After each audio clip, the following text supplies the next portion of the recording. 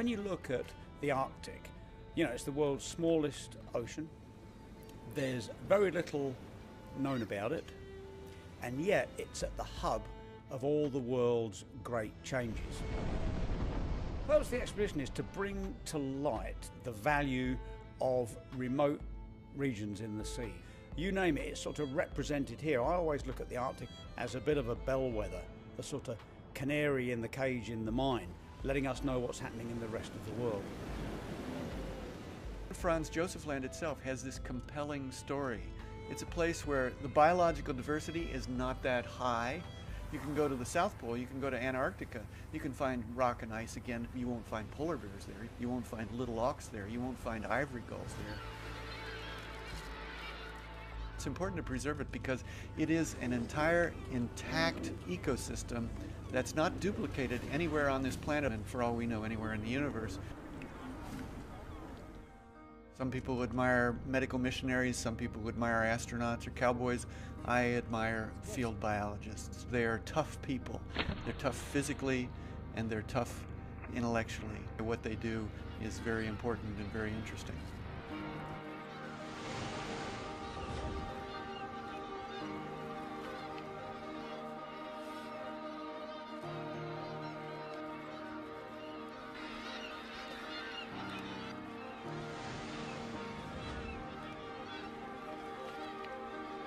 This place is melting like a popsicle in Arizona in the summertime. You know, it's going very, very fast. And within all of our lifetimes, the Arctic will be unrecognizable. So this expedition is setting out a high standard, top quality baseline, which isn't just focused on climate and sea ice, but it's focused across the whole food chain. Protecting the waters around Franz Josef Land is important because the entire ecosystem depends on the ocean.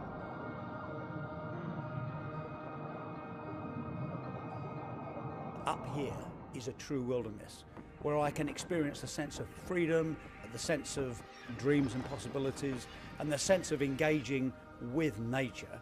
That adds to my lifestyle. And let's think about it, there are now 7.1 billion of us. We all need to reconnect with the wilderness. It's incredibly essential. It's the human condition. We do need the wilderness. It's in us. We're human. We are part of nature.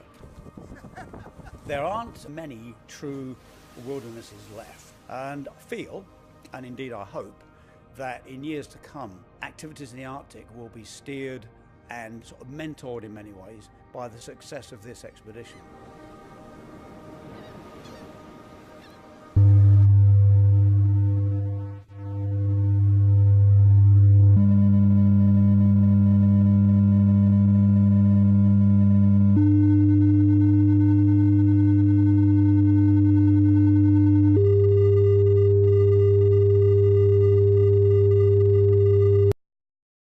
Welcome back to Flatwater, guys. This is Atlantis Found.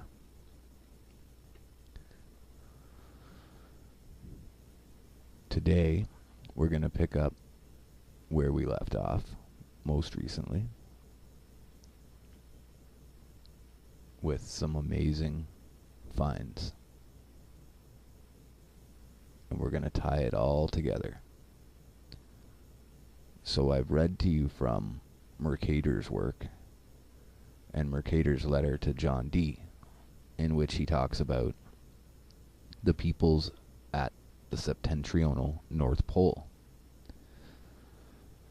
Also, I've and others have pointed out the biblical references to the peoples at the pole in Eden, Meru, Shambhala, Asgard, Atlantis, and many of the other names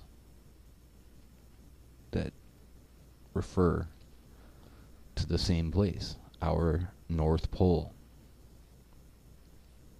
So in this work, I'm going to combine quite a few of the main stories that talk about what it's like there and how to get there and what is found once you're there. So, we're going to begin. The earliest possible reference is either the Bible, Plato, and or the references that Zen brought up regarding the Thracian chronicles and Thracian lore, and that the Thracians indeed come from the north. So this is also where our two works line up, is that I've been looking at other cultures that claim to come from Hyperborea and claim to come from the north. So a lot of the Scandinavian Gothic peoples, the Tartars, the Russians, the Egyptians who originally came from or turned back to the Coptics, and you can see how those cultures are all interrelated, moving south from north. And then on the other side, we see China and Nepal and Shambhala, the Chinese versions of Eden, of Meru, and we'll get into some more of those later as well. But we see that on the eastern side, through Marco Polo and through his recollections to the courts of Europe, that the ancient Chinese had influenced the Aztecs and the Mexicans to have the same beliefs.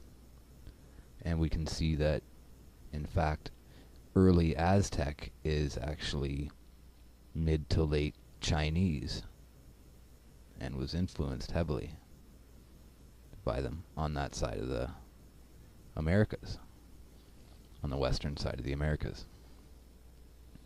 And we see that in their culture that they reference the same things about a place like Eden in the north, where all peoples originated from, where they have magic and powers and greatness and great abundance and wonderful weather and beautiful, good people, and also that all humans came from that place, and that it is still there, and that mere mortals are lucky to get there, if they can get there at all.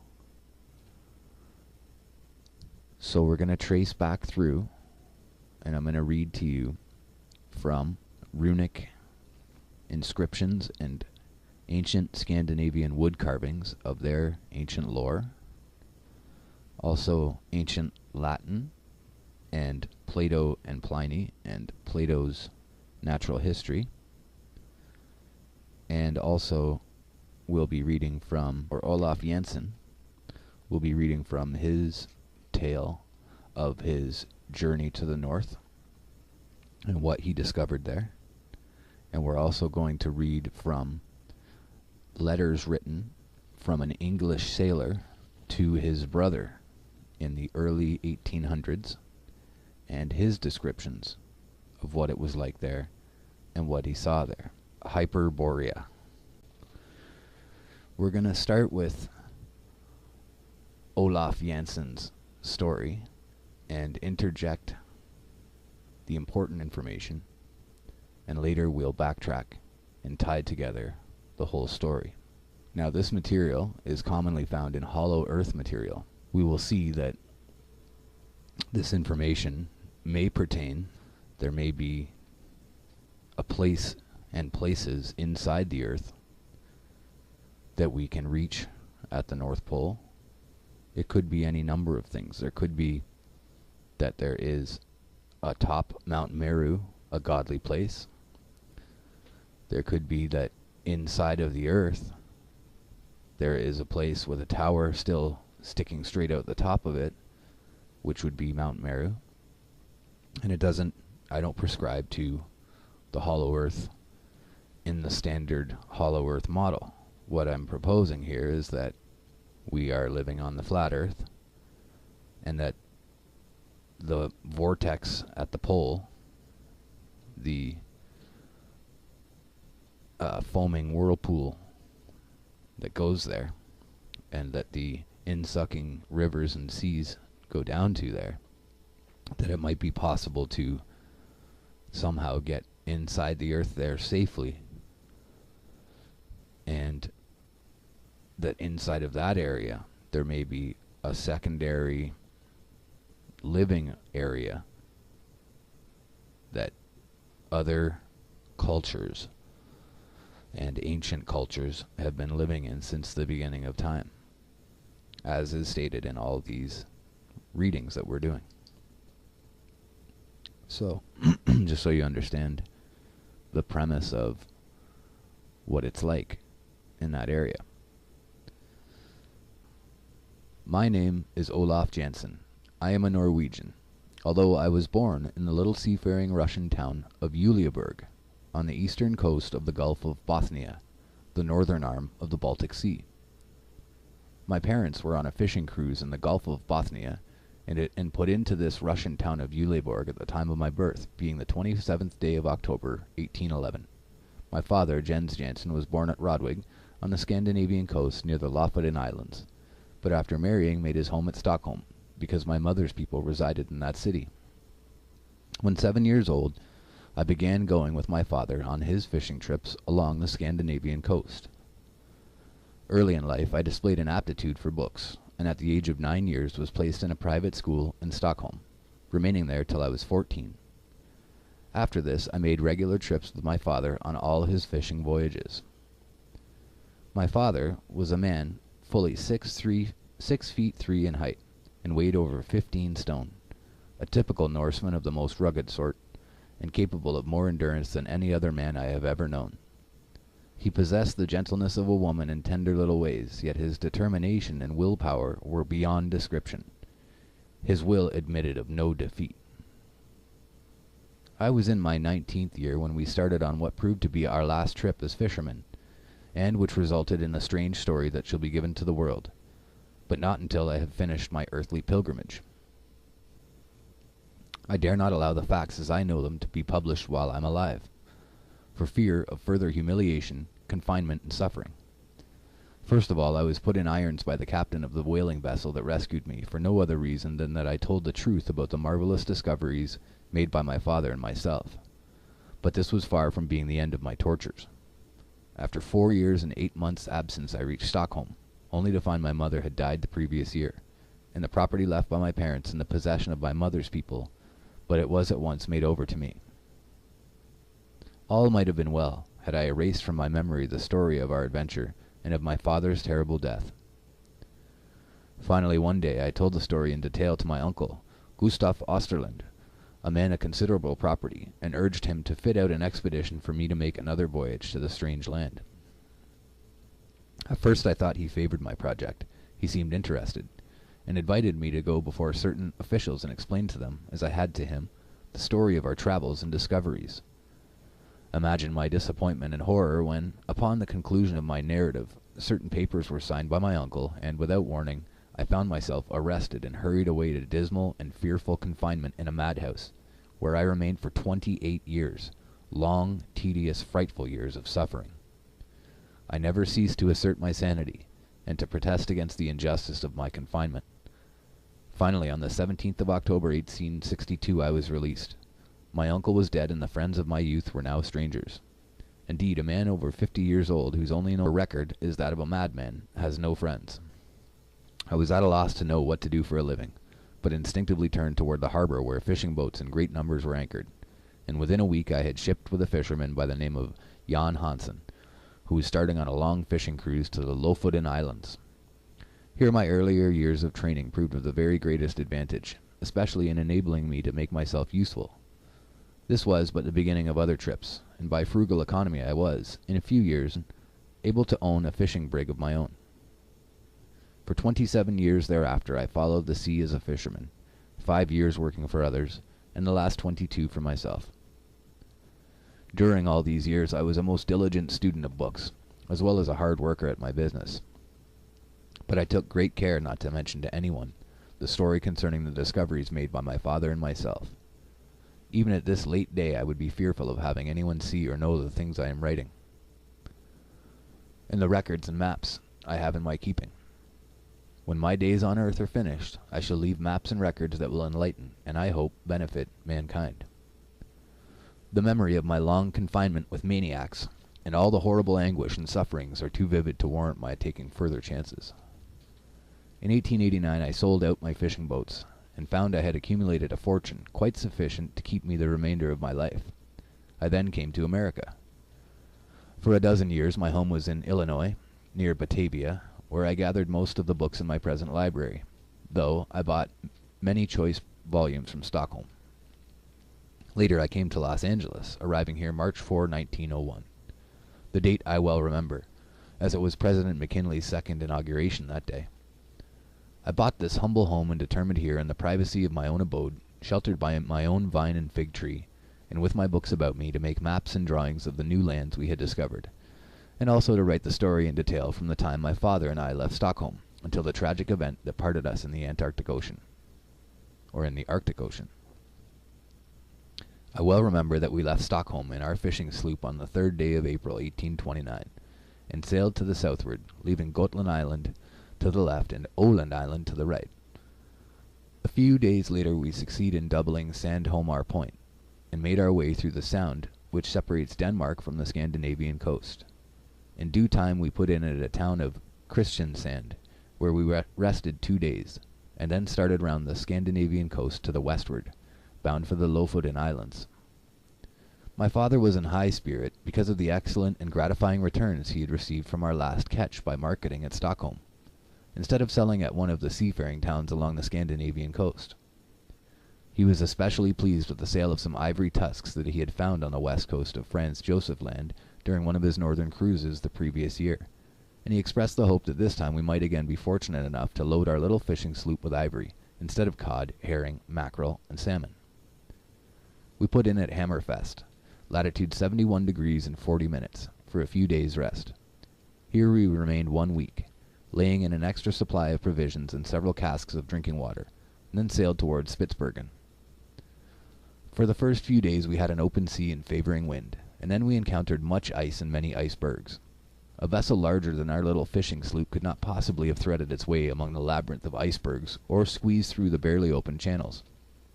These monster bergs presented an endless succession of crystal palaces, massive cathedrals, and fantastic mountain ranges, grim and sentinel-like, immovable as some towering cliff of solid rock, standing silently as sphinx, resisting the restless waves of a fretful sea. After many narrow escapes, we arrived at Spitzbergen on the 23rd of June, and anchored at Wyjade Bay for a short time, where we were quite successful in our catches. We then lifted anchor and sailed through the Hinlopen Strait, and coasted along the northeast land, inset 2. It will be remembered that Andre started on his fatal balloon voyage from the northwest coast of Spitzbergen. So several times during this, we'll interject with notes, side notes. They started along the Hinlopen Strait and coasted along the northeast land. A strong wind came up from the southwest, and my father said that we had better take advantage of it and try to reach Franz Josef Land, where the year before he had by accident found the ivory tusks that had brought him such a good price at Stockholm. Never before or since have I seen so many seafowl. They were so numerous that they hid the rocks on the coastline and darkened the sky. For several days we sailed along the rocky coast of Franz Josef Land.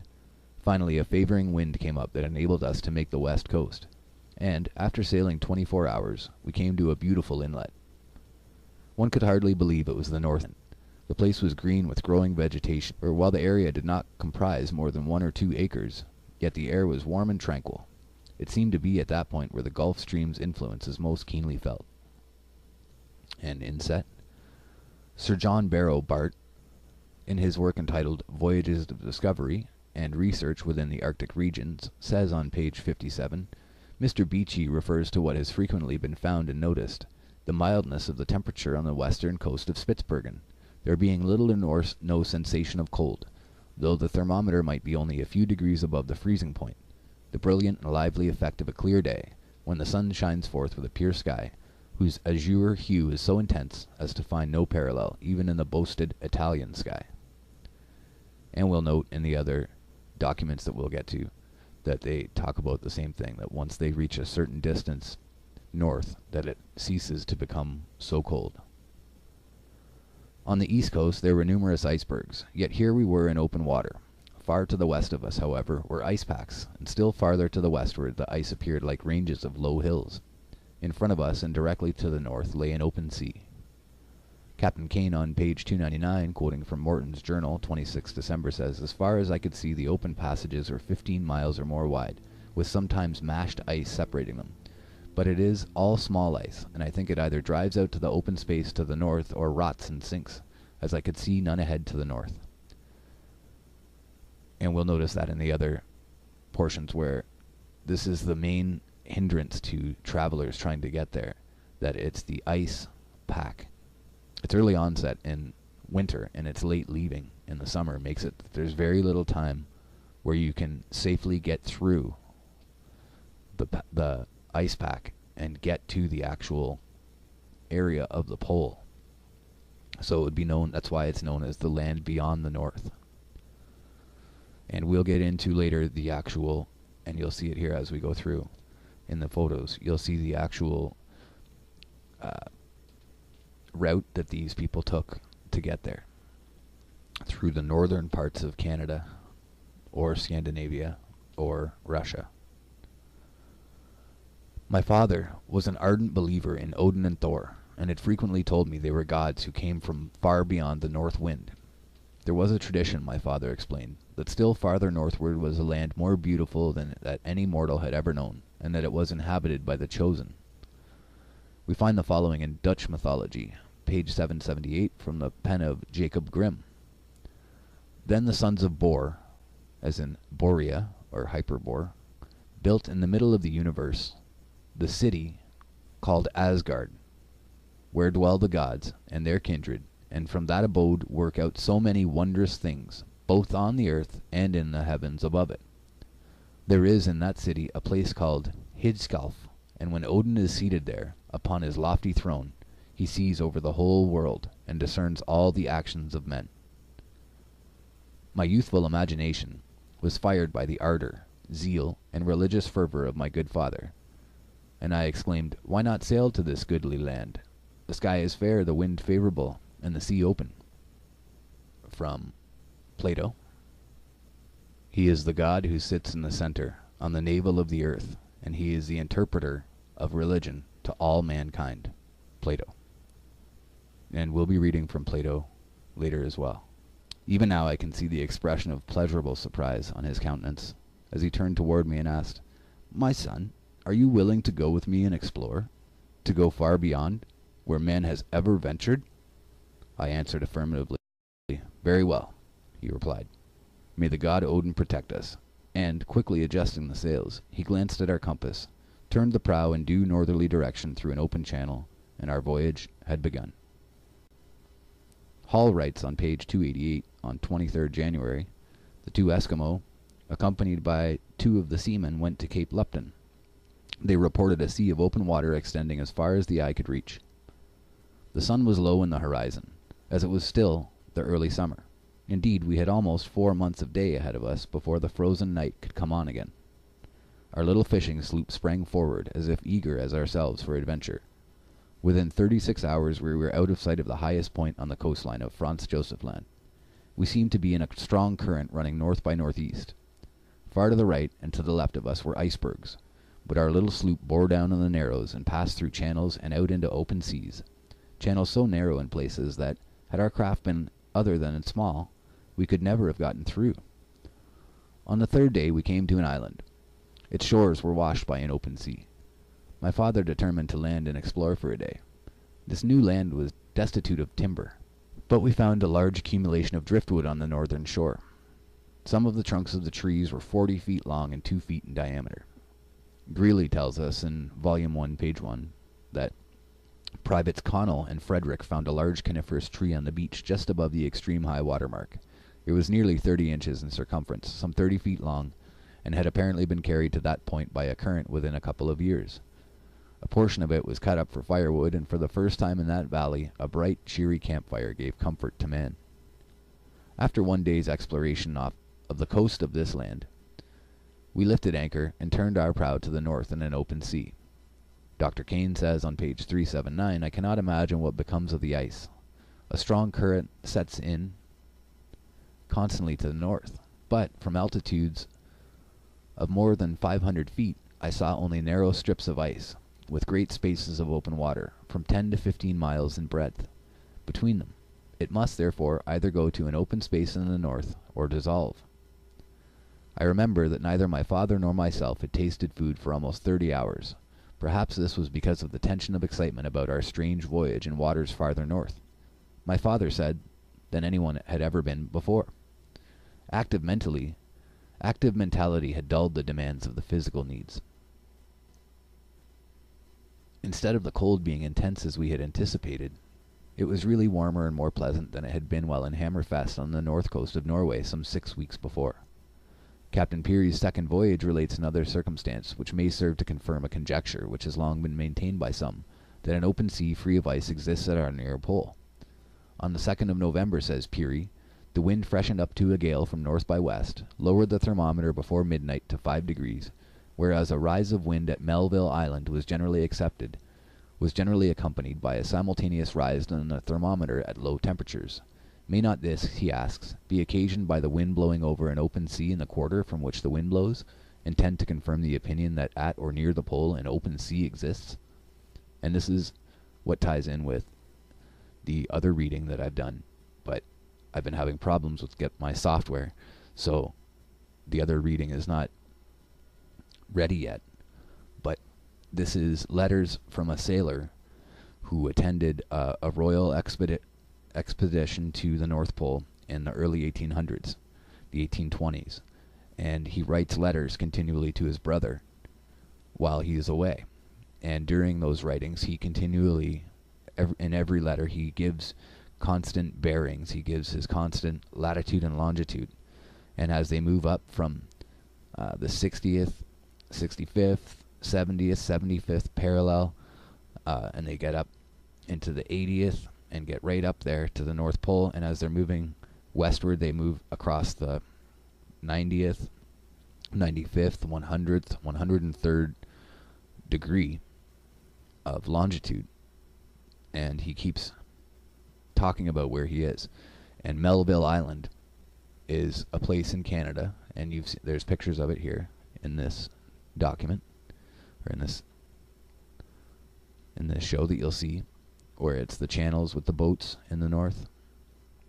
And that's Melville Island. It looks like a giant rock, a barren rock. And so you see that there's places there where it's incredibly barren and ice-filled up in the islands. And then there's other places where there are trees. It's supposed to be past the Krumholtz zone, where trees don't grow anymore.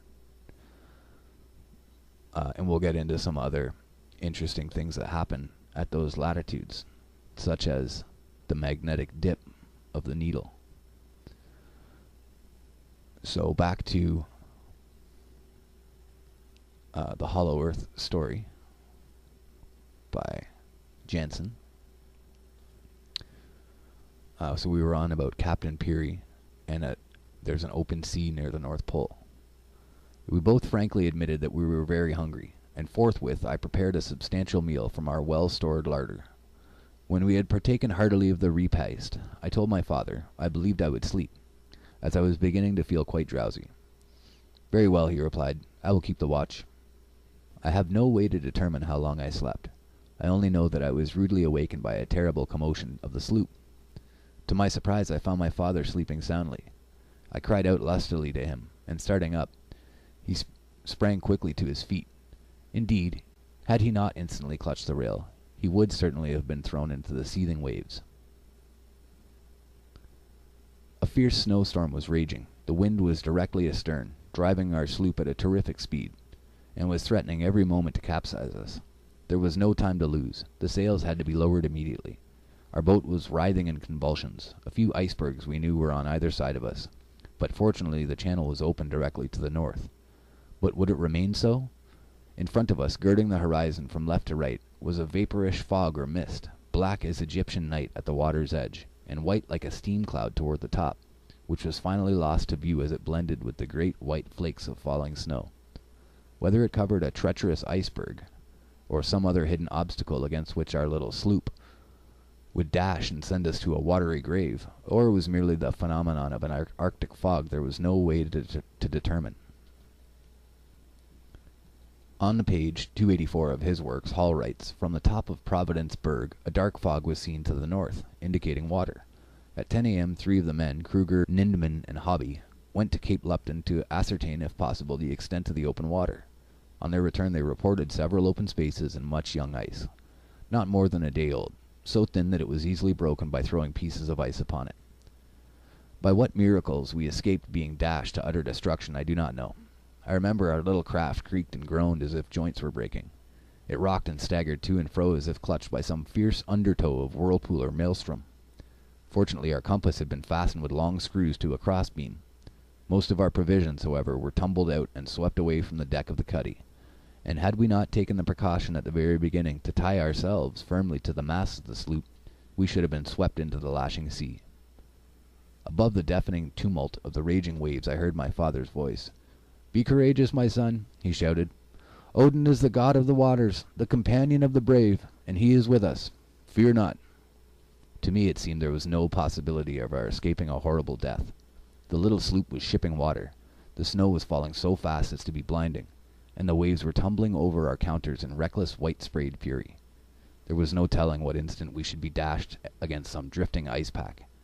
The tremendous swells would heave us up to the very peaks of mountainous waves, and then plunge us down again into the depths of the sea's trough, as if our fishing sloop were a fragile shell. Gigantic white-capped waves like veritable walls fenced us in, fore and aft.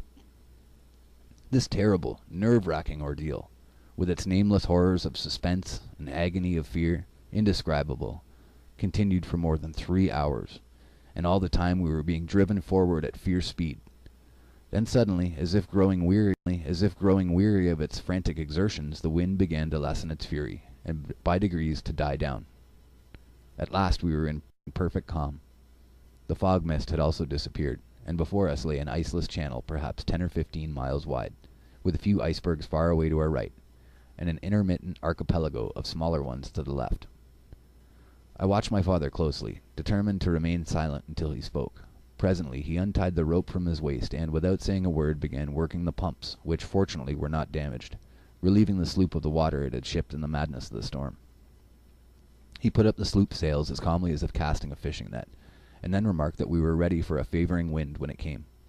His courage and persistence were truly remarkable. On investigation we found less than 1/3 of our provisions remaining, while, to our utter dismay, we discovered that our water casks had been swept overboard during the violent plungings of our boat. 2 of our water casks were in the main hold. Both were empty. We had a fair supply of food, but no fresh water. I realized at once the awfulness of our position, and presently I was seized with a consuming thirst. "It is indeed bad," remarked my father. "Let us dry our bedraggled clothing, for we are soaked to the skin. Trust to the god, Odin, my son. Do not give up hope." The sun was beating down slantingly, as if we were in a southern latitude, instead of in the far northland. It was swinging around, its orbit ever visible and rising higher and higher each day, frequently mist-covered, yet always peering through the lacework of clouds like some fretful eye of fate, guarding the mysterious northland and jealously watching the pranks of man. Far to our right, the rays decking the prisms of icebergs were gorgeous. Their reflections emitted flashes of garnet, of diamond, of sapphire, a pyrotechnic panorama of countless colors and shapes, while below could be seen the green-tinted sea, and above, the purple sky.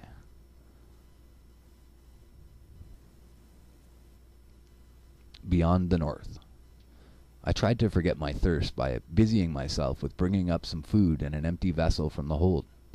Reaching over the side rail, I filled the vessel with water for the purpose of laving my hands and face. To my astonishment, when the water came in contact with my lips, I could taste no salt. I was startled by the discovery. "Father," I fairly gasped. The water, it is fresh."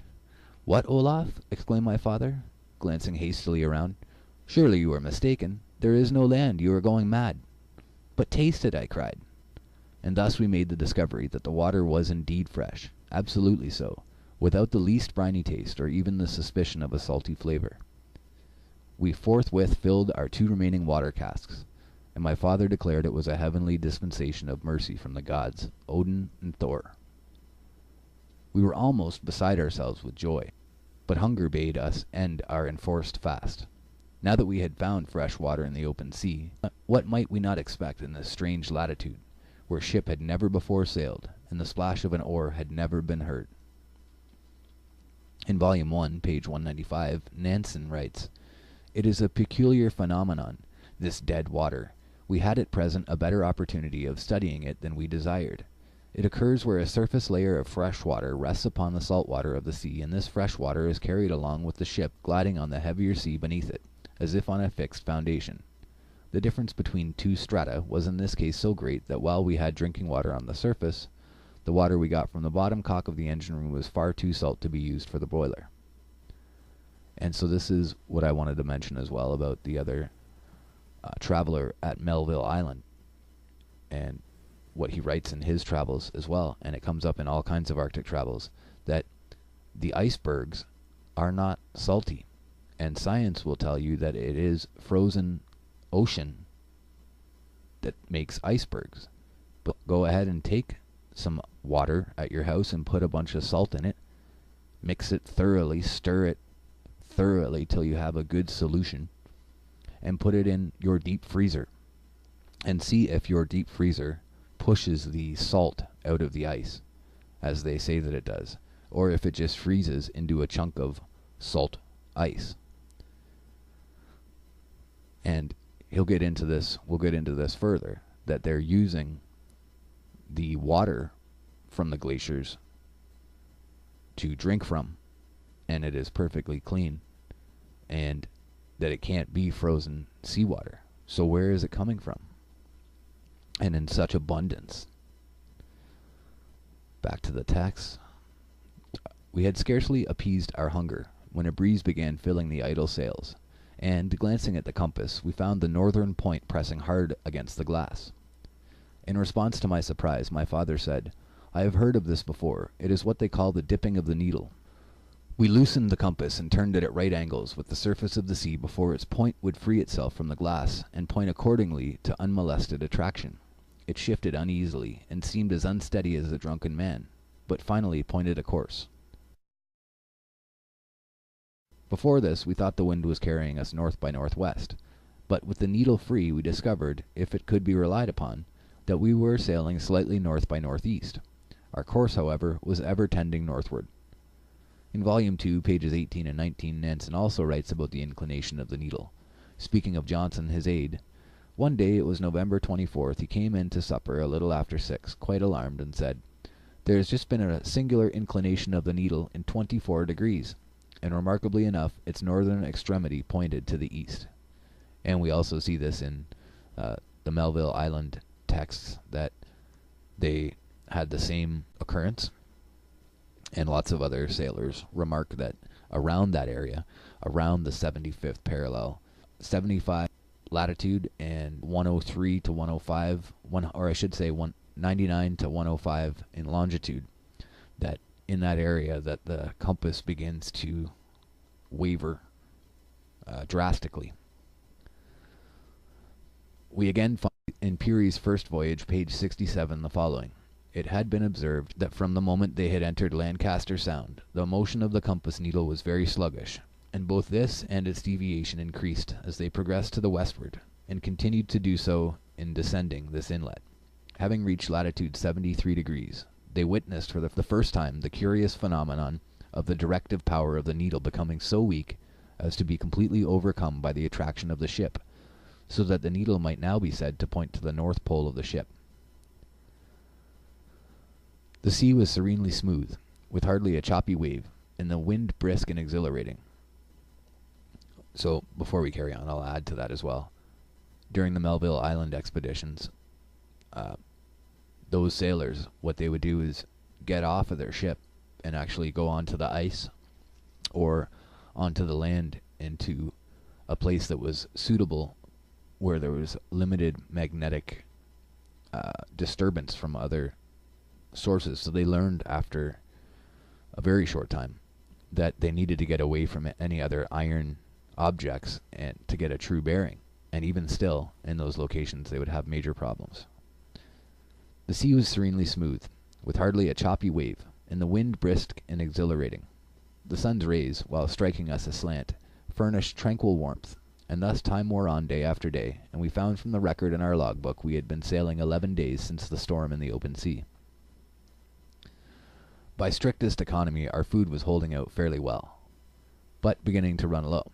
In the meantime, one of our casks of water had been exhausted, and my father said, "We will fill it again." But to our dismay we found the water was now as salt as in the region of the Lofoten Islands off the coast of Norway. This necessitated our being extremely careful of the remaining cask.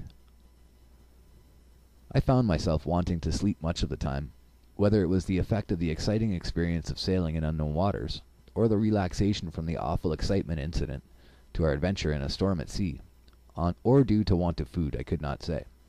I frequently lay down in the bunker of our little sloop, and looked far up into the blue dome of the sky, and notwithstanding the sun was shining far away in the east, I always saw a single star overhead.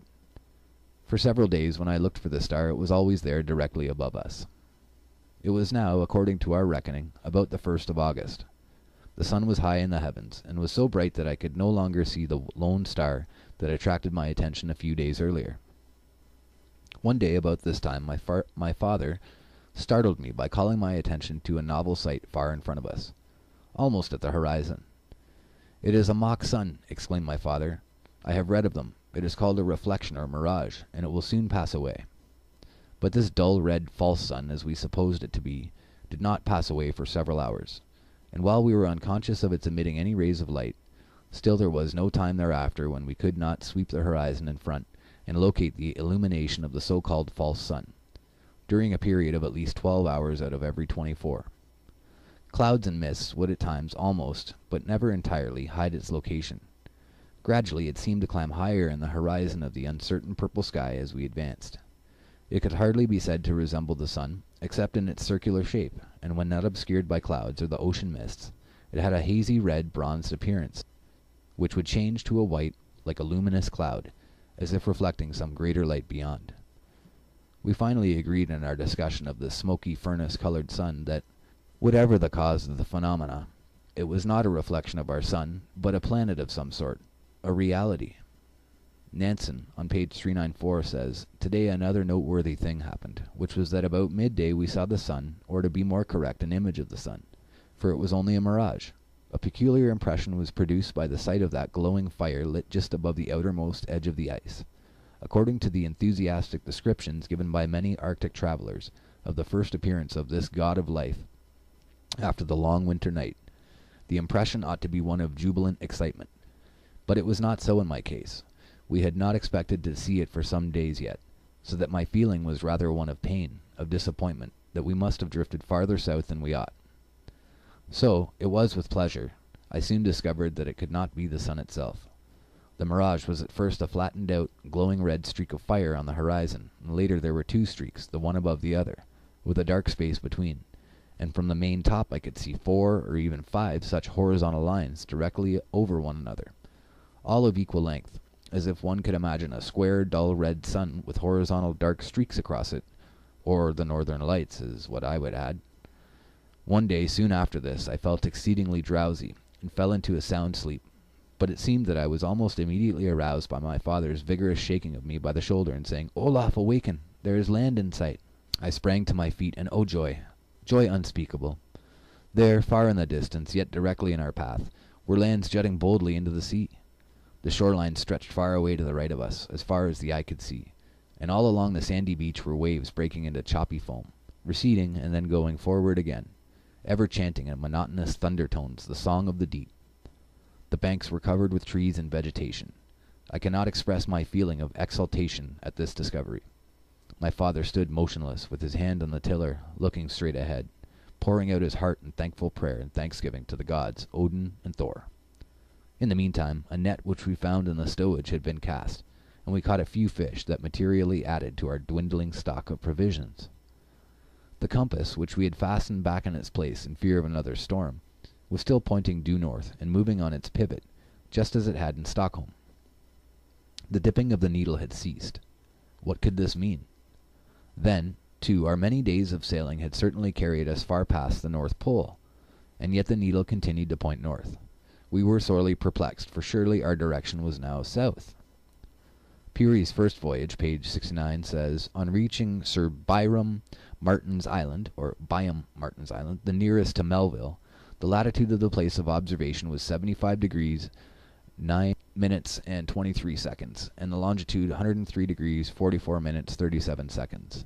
The dip of the magnetic needle of 88 degrees 25 minutes 58 seconds west, in the longitude of 91 degrees 48 minutes, where the last observations on the shore had been made, to 165 degrees 50 minutes and 9 seconds east, at their present station, so that we had, says Peary, in sailing over the space included between these two meridians, crossed immediately northward of the magnetic pole, and had undoubtedly passed over one of those spots upon the globe where the needle would have to be found to vary 180 degrees, or in other words, where the North Pole would have pointed to the south.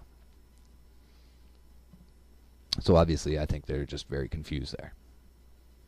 We sailed for 3 days along the shoreline, then came to the mouth of a fjord or river of immense size. It seemed more like a great bay, and into this we turned our fishing craft, the direction being slightly northeast of south. By the assistance of a fretful wind that came to our aid about 12 hours out of every 24, we continued to make our way inland into what afterward proved to be a mighty river, and which we learned was called by the inhabitants Hiddekel, or Hiddekel. So interesting that they came to the mouth of a mighty river. We continued our journey for 10 days thereafter, and found we had fortunately attained a distance inland where ocean tides no longer affected the water, which had become fresh. The discovery came none too soon, for our remaining cask of water was well nigh exhausted. We lost no time in replenishing our casks, and continued to sail farther up the river when the wind was favorable. So something I want to mention here. I think a lot of people think that as you get up to the North Pole, that the way that the maps are and the way that it looks on Earth, that it looks like it's a very tiny area. When in reality, if you consider the size of things like Lake Ontario or other large bodies, which are really on a map quite tiny bodies, they are tremendous size areas of water. You could be out on them and think that you're out on an ocean. You could be out and not see land for days or weeks, just like you're on the ocean. And so within the interior of the pole there, at the part where the rivers rush into that inner sea, that northern inner sea could be a huge body of water. And you would have, being a sailor, not knowing where you are there, you would easily still think that you're out on the main ocean. The discovery came none too soon. All the banks, great forests miles in extent, could be seen stretching away on the shoreline. The trees were of enormous size. We landed after anchoring near a sandy beach and waded ashore, and were rewarded by finding a quantity of nuts that were very palatable and satisfying to hunger, and a welcome change from the monotony of our stock of provisions. So they found food there. It was about the 1st September, over 5 months we calculated, since our leave-taking from Stockholm. Suddenly we were frightened almost out of our wits by hearing in the far distance the singing of people. Very soon thereafter we discovered a huge ship gliding down the river directly toward us. Those aboard were singing in one mighty chorus that, echoing from bank to bank, sounded like 1,000 voices, filling the whole universe with quivering melody. The accompaniment was played on stringed instruments not unlike our harps. It was a larger ship than any we had ever seen and was differently constructed. Asiatic Mythology, Paradise Found, translation by Sayce, in a book called Records of the Past, we are told of a dwelling which the gods created for the first human beings, a dwelling in which they become great and increased in numbers, and the location of which is described in words exactly corresponding to those of the Iranian,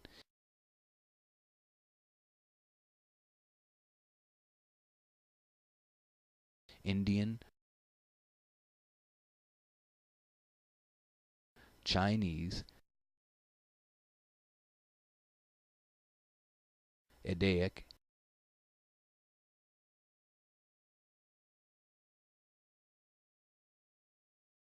and Aztec literature, namely, in the center of the earth. From Warren. At this particular time, our sloop was becalmed, and not far from the shore.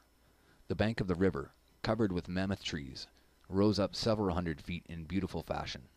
We seemed to be on the edge of some primeval forest that doubtless stretched far inland. The immense craft paused, and almost immediately a boat was lowered, and 6 men of gigantic stature rowed to our little fishing sloop. They spoke to us in a strange language. We knew from their manner, however, that they were not unfriendly. They talked a great deal among themselves, and one of them laughed immoderately, as though in finding us a queer discovery had been made. One of them spied our compass, and it seemed to interest them more than any other part of our sloop. Finally, the leader motioned as if to ask whether we were willing to leave our craft to go on board their ship. "What say you, my son?" asked my father. "They cannot do any more than kill us." "They seem to be kindly disposed," I replied, "although what terrible giants! They must be the select 6 of the King's crack regiment. Just look at their great size." "We may as well go willingly as be taken by force," said my father, smiling, "for they are certainly able to capture us."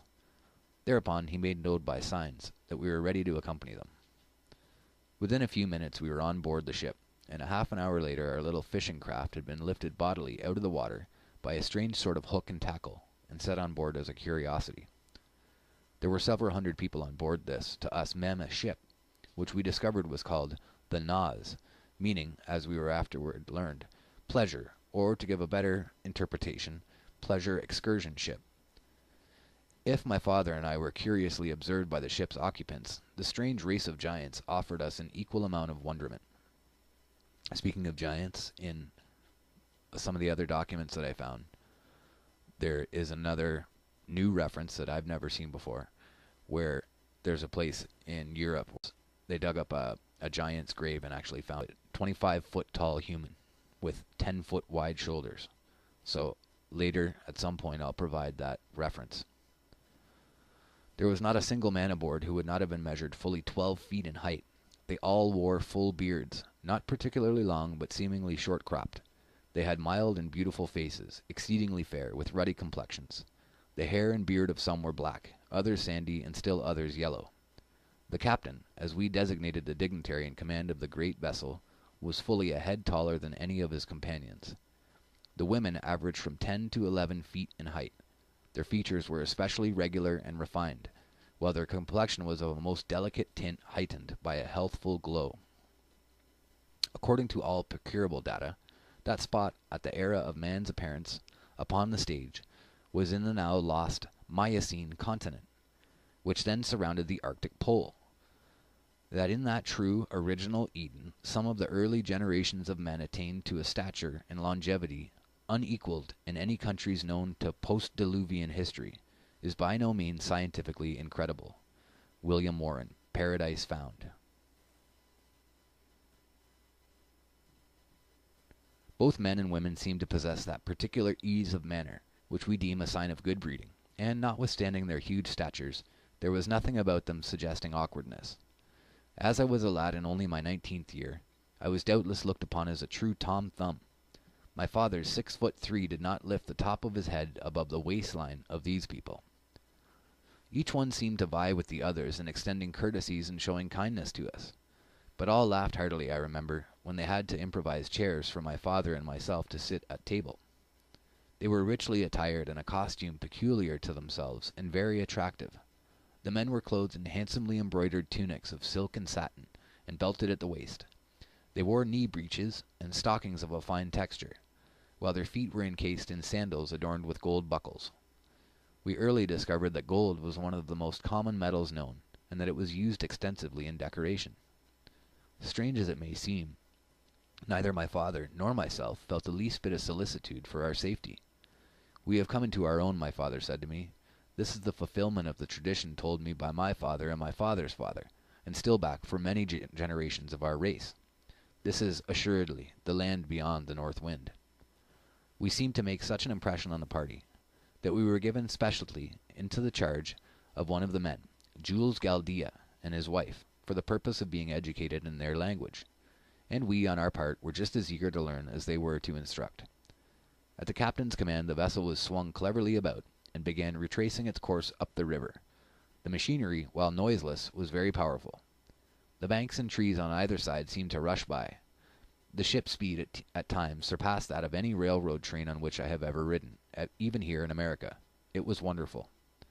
In the meantime, we had lost sight of the sun's rays, but we found a radiance within, emanating from the dull red sun which had already attracted our attention, now giving out a white light, seemingly from a cloud bank far away in front of us.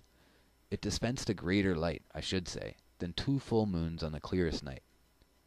In 12 hours, this cloud of whiteness would pass out of sight as if eclipsed, and the 12 hours following corresponded with our night. We early learned that these strange people were worshippers of this great cloud of night. It was the smoky god of the inner world. The ship was equipped with a mode of illumination which I now presume was electricity, but neither my father nor myself at the time were sufficiently skilled in mechanics to understand whence came the power to operate the ship, or to maintain the soft, beautiful lights that answered the same purpose of our present methods of lighting the streets of our cities, our houses, and our places of business. It must be remembered, the time of which I write was the autumn of 1829, and we of the outside surface of the earth knew nothing then, so to speak, of electricity. The electricity surcharged condition of the air was a constant vitalizer. I never felt better in my life than during the 2 years my father and I sojourned on the inside of the earth. To resume my narrative of events, the ship on which we were sailing came to a stop 2 days after we had been taken on board. My father said as nearly as he could judge we were directly under Stockholm or London. The city we had reached was called Jehu, signifying a seaport town. The houses were largely and beautifully constructed, and quite uniform in appearance, yet without sameness. The principal occupation of the people appeared to be agriculture. The hillsides were covered with vineyards, while the valleys were devoted to the growing of grain. I never saw such a display of gold. It was everywhere.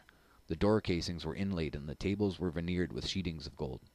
Domes of the public buildings were of gold.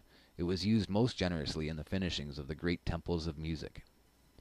Vegetation grew in lavish exuberance, and fruit of all kinds possessed the most delicate flavor. Clusters of grapes 4 and 5 feet in length, each grape as large as an orange, and apples larger than a man's head, typified the wonderful growth of all things on the inside of the earth. The great redwood trees of California would be considered mere underbrush compared with the giant forest trees extending for miles and miles in all directions. In many directions along the foothills of the mountains, vast herds of cattle were seen during the last day of our travel on the river. So ordinarily when you're hearing this story, you'd be picturing, and the pictures shown would be of a hollow ball earth, which is, it just looks and seems ludicrous, aside from our knowledge of the fact that the earth is flat. So while you're thinking of this and while you're watching, don't think of it as being in the inside of the ball. Think of it as that you've gone down inside of the earth, inside of caves inside the earth, and that this is where he's finding these things. We heard much of a city called Eden, but we were kept at Jehu for an entire year. By the end of that time we had learned to speak fairly well the language of this strange race of people. Our instructor, Jules Galdea, and his wife, exhibited a patience that was truly commendable. One day an envoy from the ruler at Eden came to see us, and for 2 whole days my father and myself were put through a series of surprising questions. They wished to know from whence we came, what sort of people dwelt without, and what god we worshipped, our religious beliefs, the mode of living in our strange land, and 1,000 other things. The compass which we had brought with us attracted special attention. My father and I commented between ourselves on the fact that the compass still pointed north, although we now knew that we had sailed over the curve or over the edge of the Earth's aperture, and were far along southward on the inside of the surface of the Earth's crust. See, again, they just misunderstand where they were, which according to my father's estimate and my own is about 300 miles from the inside to the outside. It's no thicker than an eggshell. There's almost as much surface on the inside as the outside. The great luminous cloud, or a ball of dull red fire, fiery red in the mornings and evenings, and during the day giving off a beautiful white light, the smoky god, is seemingly suspended in the center of the great vacuum within the earth, and held to its place by the immutable law of gravitation, or a repellent atmospheric force, as the case may be. I refer to the known power that draws or repels with equal force in all directions. So again, at this time, they just don't understand what they're seeing. Nor do I. If there's some sort of a light source down there, how am I to say how it functions? But we'll see later what this gets into. The base of this electrical cloud or central luminary, the seat of the gods, is dark and non-transparent, save for innumerable small openings, seemingly in the bottom of the great support or altar of the deity, upon which the smoky god rests. And the lights shining through these many openings twinkle at night in all their splendor, and seem to be stars, as natural as the stars we see shining when we're at home in Stockholm, excepting that they appear larger. The smoky god, therefore, with each daily revolution of the earth, appears to come up in the east and go down in the west, the same as our sun does on the surface. In reality, the people within believe that the smoky god is the throne of their Jehovah, and is stationary, the effect of night and day, therefore, produced by the earth's daily rotation. So is that his interpretation or theirs? I've since discovered that the language of the people of the inner world is much like that of Sanskrit.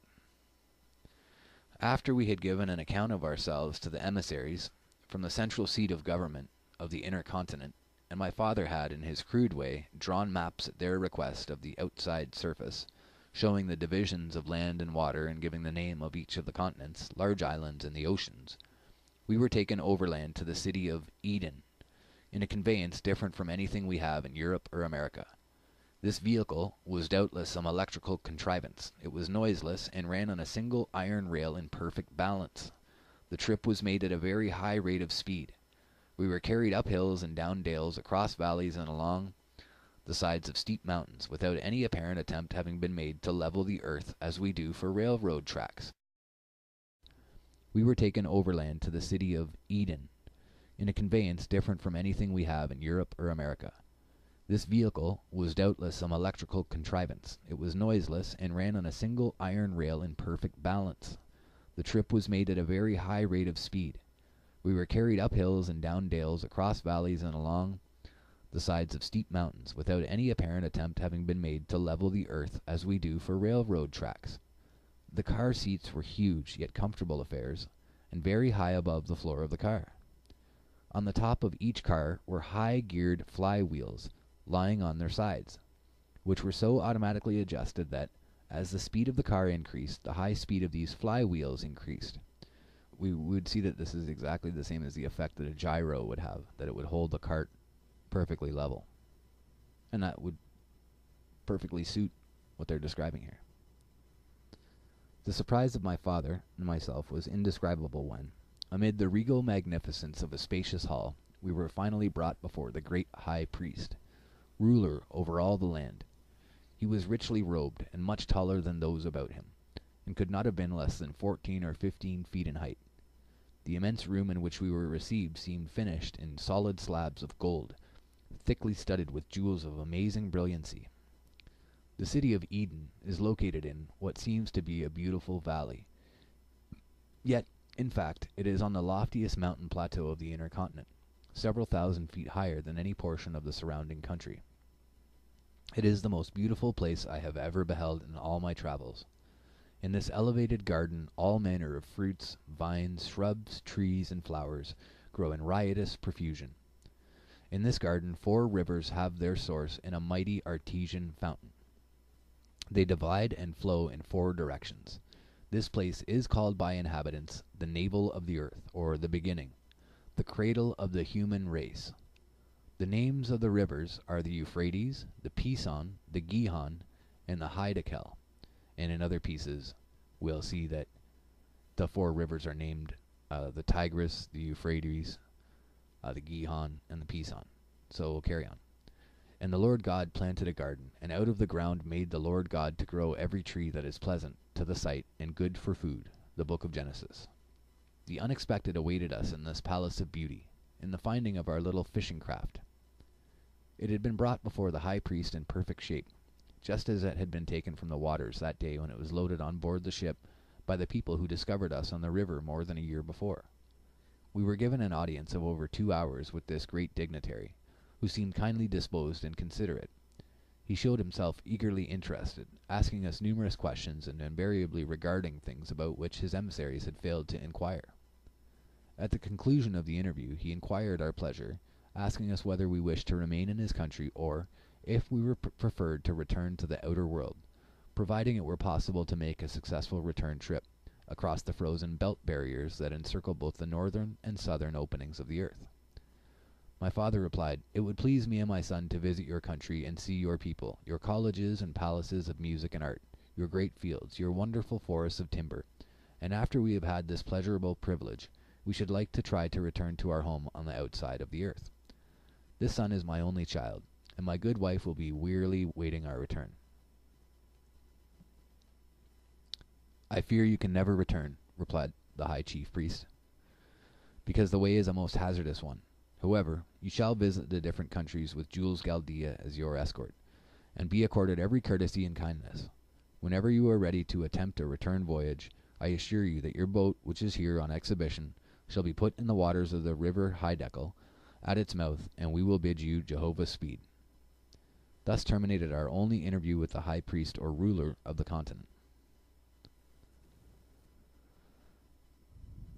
We learned that the males do not marry before they are from 75 to 100 years old, and that the age at which women enter wedlock is only a little less, and that both men and women frequently live to be from 600 to 800 years old, and in some instances much older.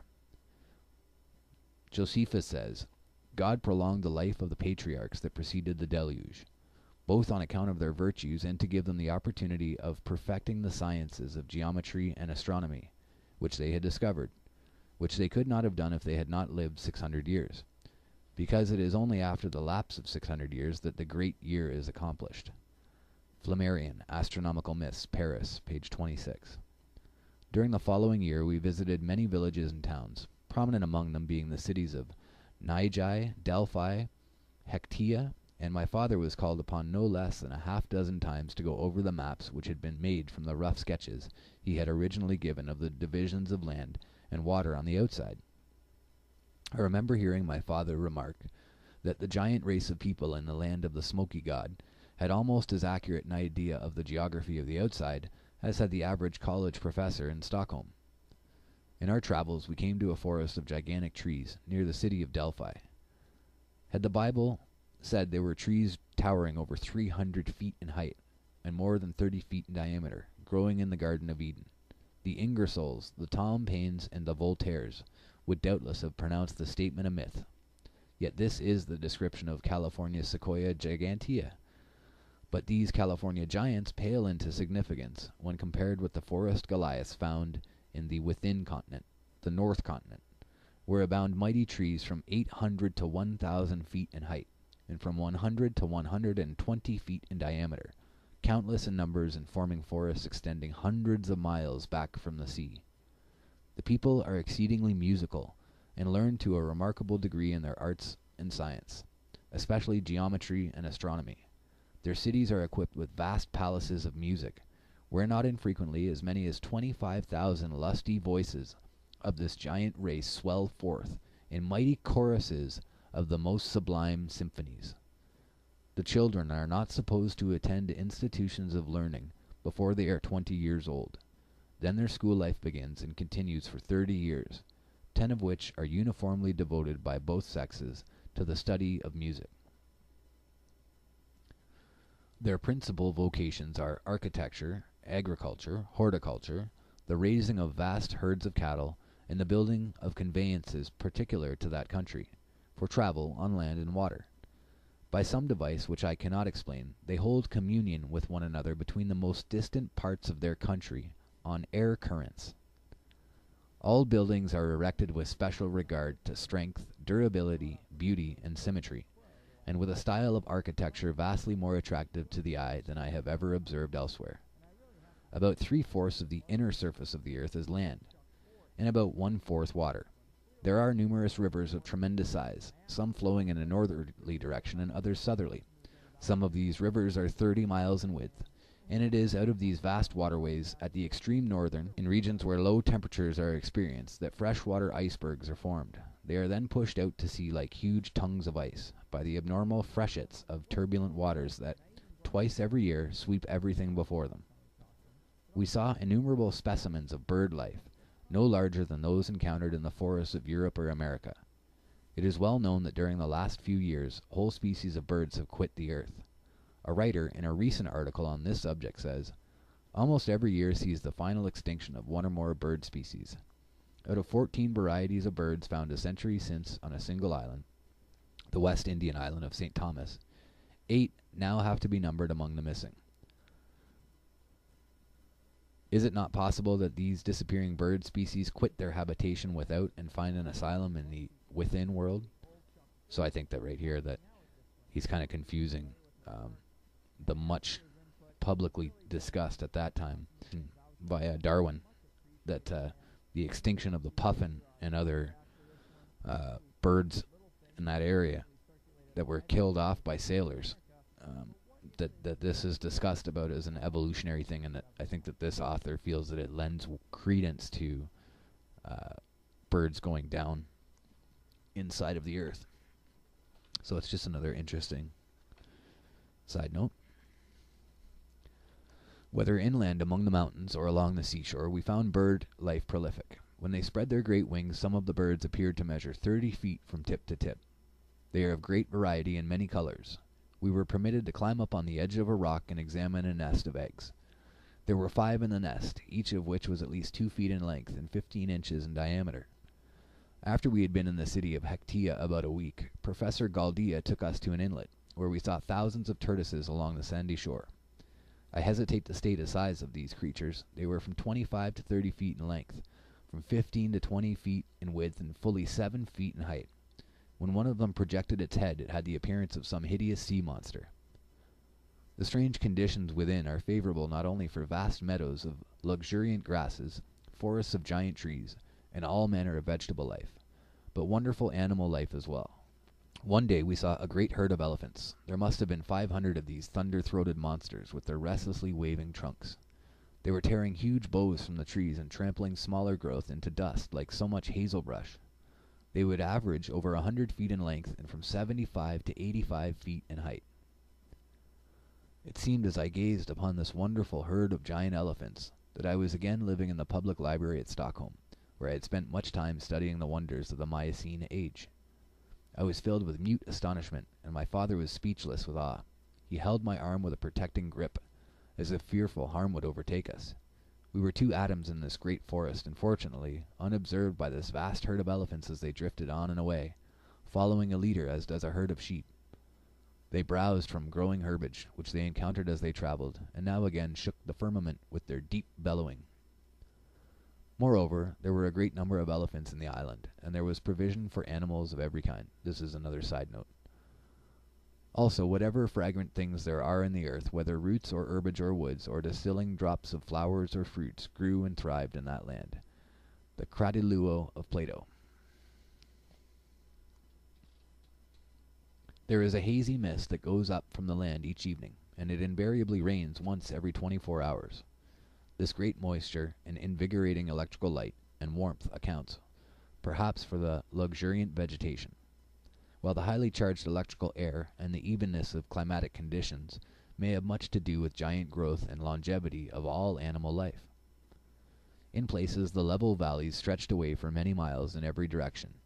The smoky god and its clear white light looked calmly down.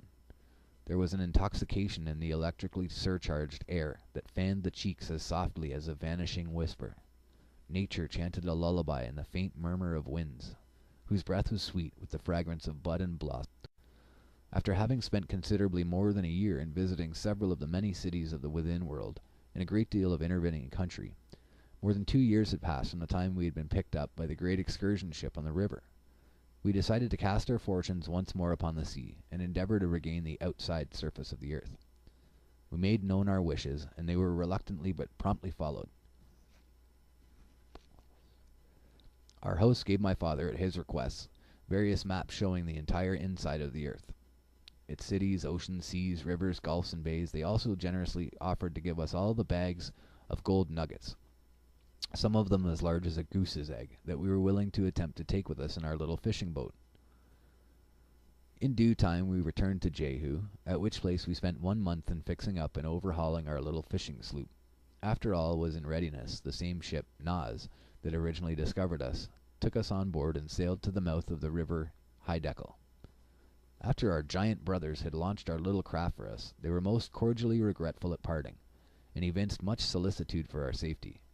My father swore by the gods Odin and Thor that he would surely return again, within a year or two, and pay them another visit, and thus we bade them adieu. We made ready and hoisted our sail, but there was little breeze. We were becalmed within an hour after our giant friends had left us and started on their return trip. The winds were constantly blowing south, that is, they were blowing from the northern opening of the earth toward that which we knew to be south, but which, according to our compass's pointing figure, was directly north.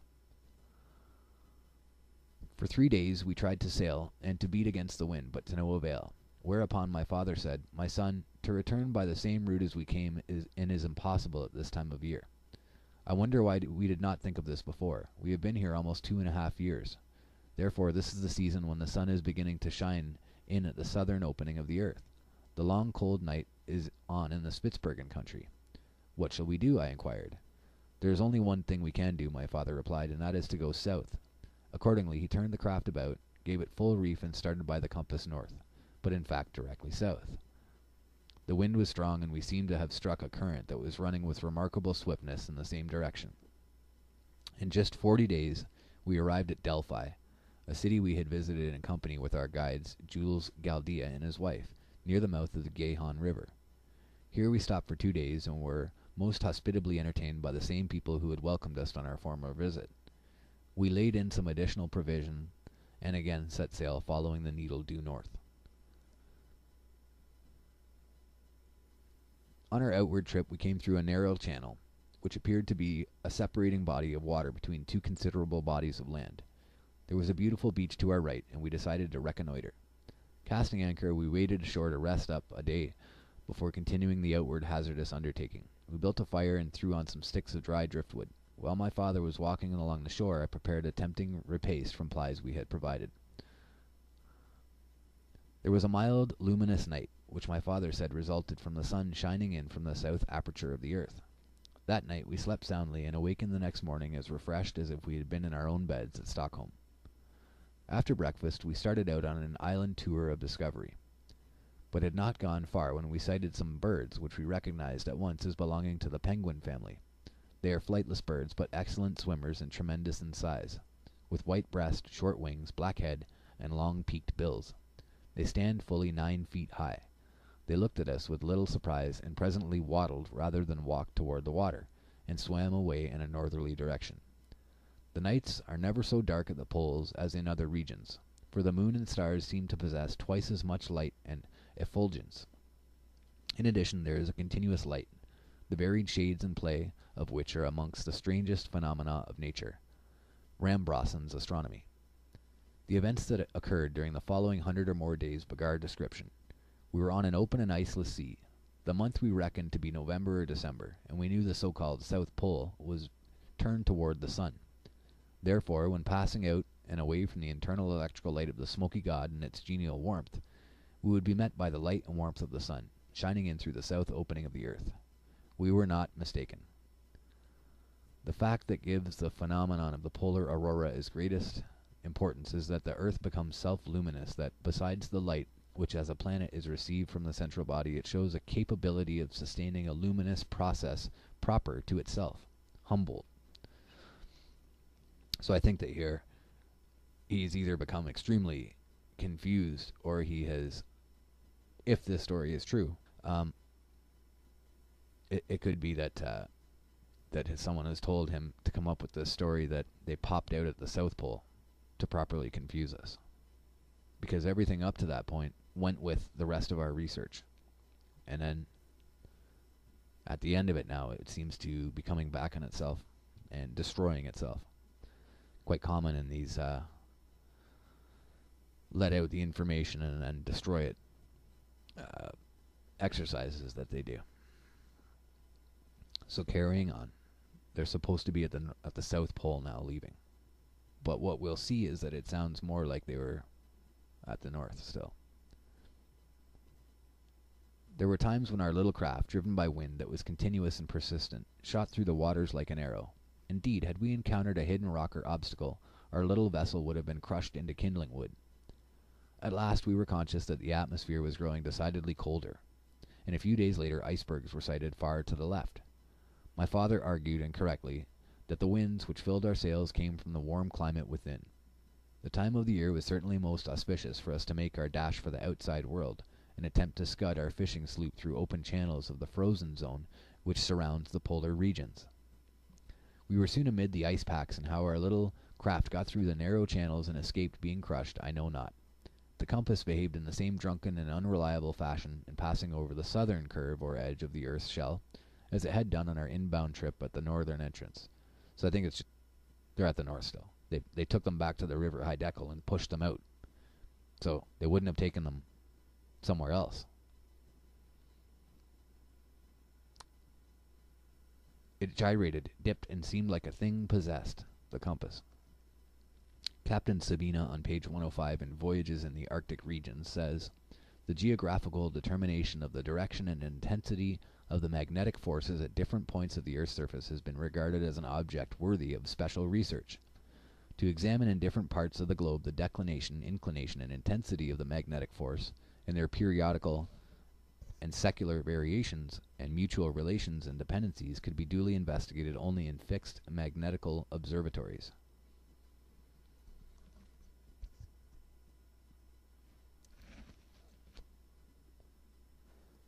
So I'll tell you guys a little interesting story there. When you look at aeronautical maps over the Earth for military applications, you'll notice that there's lots of places where they say magnetic variance or magnetic disturbance, and these are huge areas where it's always a large rock piling.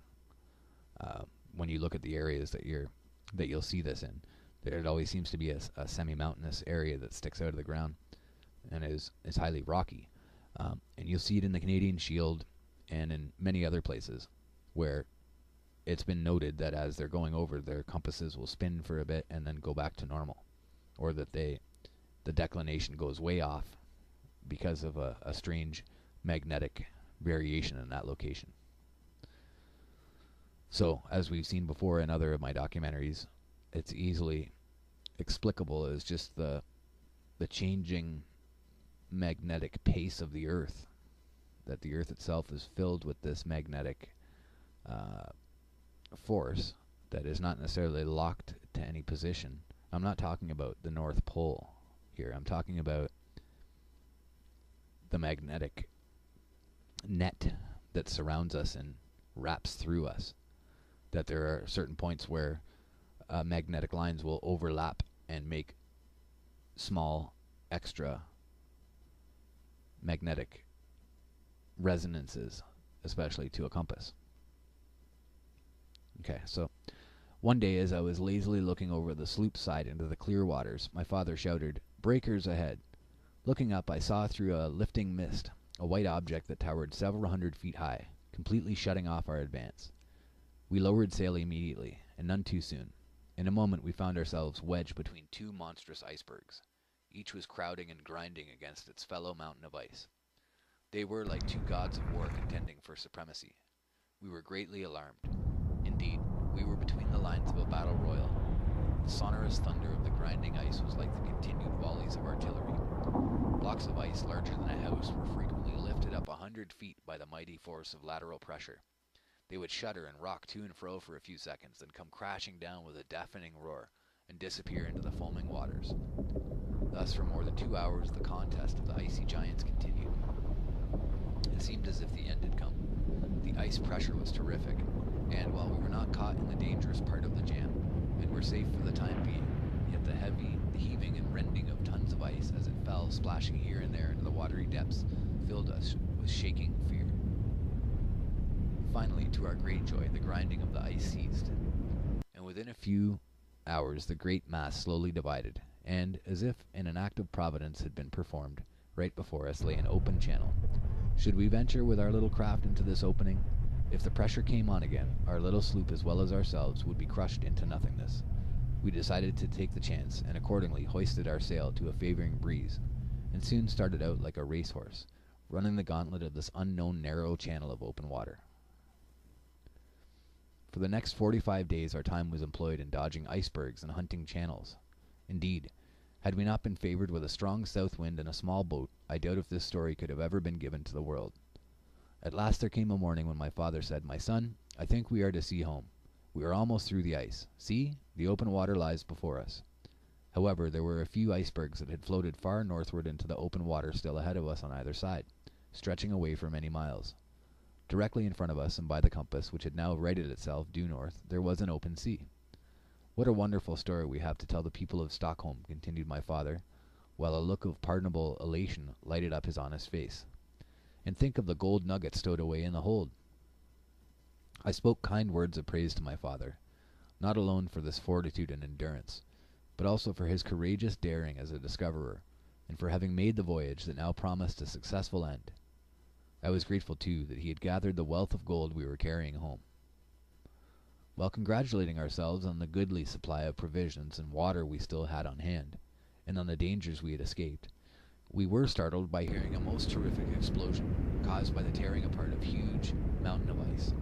It was a deafening roar like the firing of 1,000 cannon. We were sailing at the time with great speed, and happened to be near a monstrous iceberg, which to all appearances was immovable as a rock-bound island.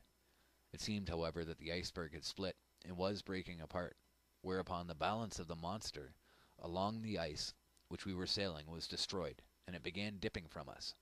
My father quickly anticipated the danger before I realized its awful possibilities. The iceberg extended down into the water many hundreds of feet, and as it tipped over, the portion coming up out of the water caught our fishing craft like a lever on a fulcrum, and threw it into the air as if it had been a football. Our boat fell back on the iceberg, that by this time had changed to the side next to us, for the top. My father was still in the boat, having become entangled in the rigging, while I was thrown some 20 feet away. I quickly scrambled to my feet, and shouted to my father, who answered, "All is well." Just then a realization dawned upon me. Horror upon horror. The blood froze in my veins. The iceberg was still in motion, and its great weight and force in topping over would cause it to submerge temporarily. I fully realized what a sucking maelstrom it would produce amid the worlds of water on every side. They would rush into the depression in all their fury, like white-fanged wolves eager for human prey. In this supreme moment of mental anguish, I remember glancing at our boat, which was lying on its side, and wondering if it could possibly right itself, and if my father could escape. Was this the end of our struggles and adventures? Was this his death? All these questions flashed through my mind in the fraction of a second, and a moment later I was engaged in a life-and-death struggle. The ponderous monolith of ice sank below the surface, and the frigid waters gurgled around me in frenzied anger. I was in a saucer, with the waters pouring in on every side. A moment more and I lost consciousness. But when I partially recovered my senses, and roused from the swoon of a half-drowned man, I found myself wet, stiff, and almost frozen, lying on the iceberg. But there was no sign of my father, or of our little fishing sloop. The monster berg had recovered itself, and, with its new balance, lifted its head perhaps 50 feet above the waves. The top of this island of ice was a plateau perhaps half an acre in extent. I loved my father well, and was grief-stricken at the awfulness of his death. I railed at fate that I, too, had not been permitted to sleep with him in the depths of the ocean. Finally, I climbed to my feet and looked about me. The purple-domed sky above, the shoreless green ocean beneath, and an occasional iceberg discernible. My heart sank in hopeless despair. I cautiously picked my way across the berg toward the other side, hoping that our fishing craft had righted itself. Dared I think it possible that my father still lived? It was but a ray of hope that flamed up in my heart, but the anticipation warmed my blood in my veins and started it rushing, like some rare stimulant, through every fiber of my body. I crept close to the precipitous side of the iceberg and peered far down, hoping, still hoping. Then I made a circle of the berg, scanning every foot of the way, and thus I kept going around and around. One part of my brain was certainly becoming maniacal, while the other part, I believe, and due to this day, was perfectly rational. I was conscious of having made the circuit a dozen times, and while one part of my intelligence knew in all reason there was not a vestige of hope, yet some strange fascinating aberration bewitched and compelled me still to beguile myself with expectation. The other part of my brain seemed to tell me that while there was no possibility of my father being alive yet, if I quit making the circuitous pilgrimage, if I paused for a single moment, it would be acknowledgment of defeat, and should I do this, I felt that I should go mad. Thus, hour after hour, I walked around and around, afraid to stop and rest, yet physically powerless to continue much longer. O horror of horrors, to be cast away in this wide expanse of waters without food or drink, and only a treacherous iceberg for an abiding place. My heart sank within me, and all semblance of hope was fading into black despair. Then the hand of the deliverer was extended, and the death-like stillness of a solitude rapidly becoming unbearable was suddenly broken by the firing of a signal gun. I looked up in startled amazement, when I saw less than a half-mile away a whaling vessel bearing down toward me, with her sail full set. Evidently my continued activity on iceberg had attracted their attention.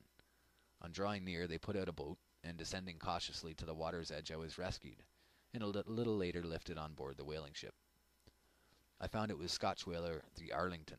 She had cleared from Dundee in September and started immediately for the Antarctic, in search of whales.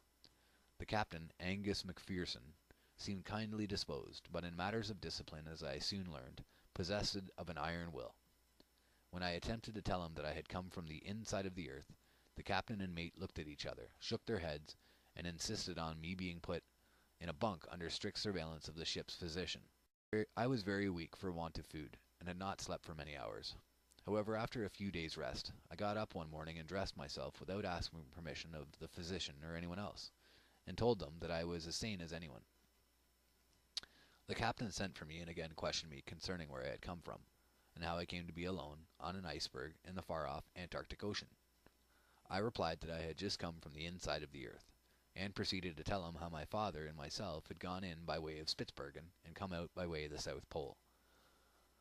Whereupon I was put in irons. I afterward heard the captain tell the mate that I was as crazy as a March hare, and I must remain in confinement until I was rational enough to give a truthful account of myself. Finally, after much pleading and many promises, I was released from irons. I then and there decided to invent some story that would satisfy the captain, and never again refer to my trip to the land of the Smoky God, at least until I was safe among friends. Within a fortnight I was permitted to go about and take my place as one of the seamen. A little later the captain asked me for an explanation. I told him that my experience had been so horrible that I was fearful of my memory, and begged him to permit me to leave the question unanswered until some time in the future. "I think you are recovering considerably," he said, "but you are not sane yet by a good deal. Permit me to do such work as you may assign," I replied, "and if it does not compensate you sufficiently, I will pay you immediately after I reach Stockholm, to the last penny."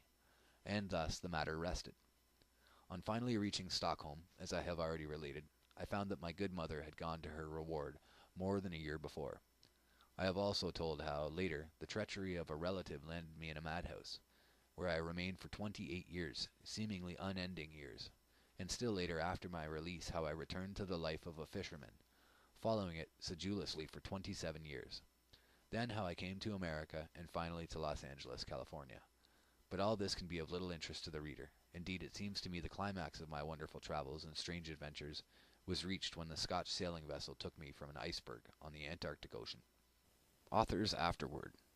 I found much difficulty in deciphering and editing the manuscripts of Olaf Jensen.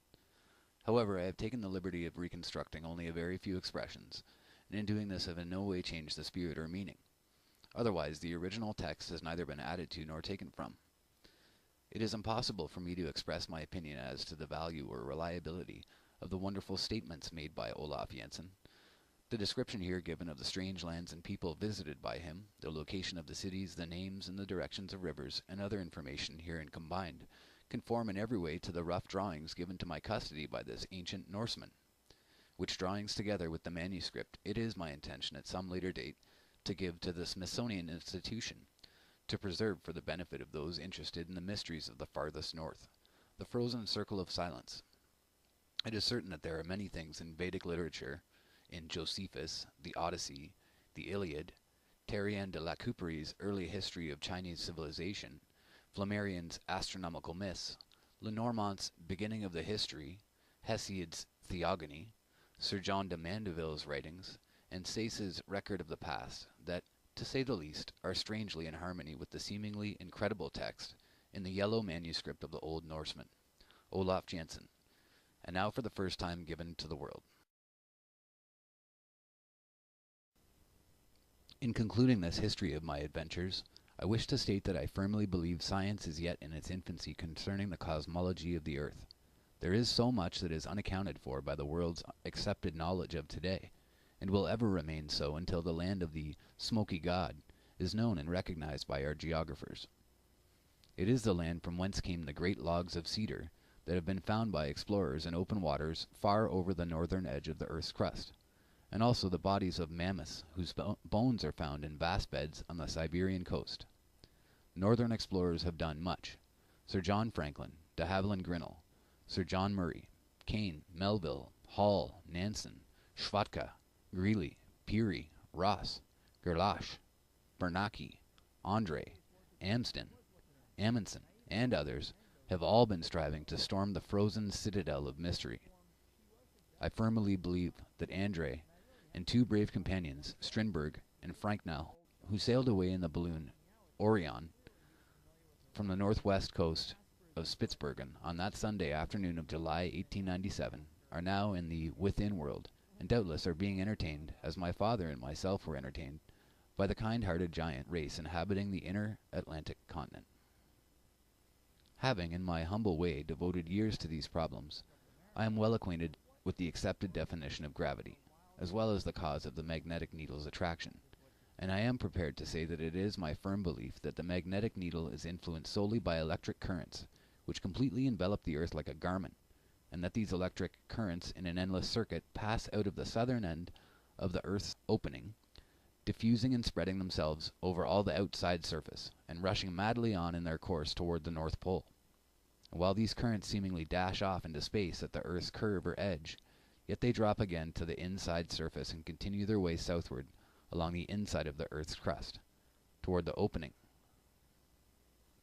Mr. Lemstrom concluded that an electric discharge, which could only be seen by means of the spectroscope, was taking place on the surface of the ground all around him, and that from a distance it would appear as a faint display of aurora, the phenomena of pale and flaming light which is sometimes seen on the top of the Spitzbergen mountains from the Arctic.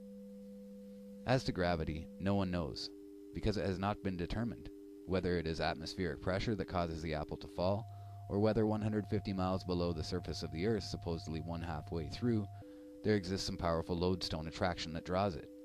Therefore, whether the apple, when it leaves the limb of the tree, is drawn or impelled downward to the nearest point of resistance is unknown to the students of physics.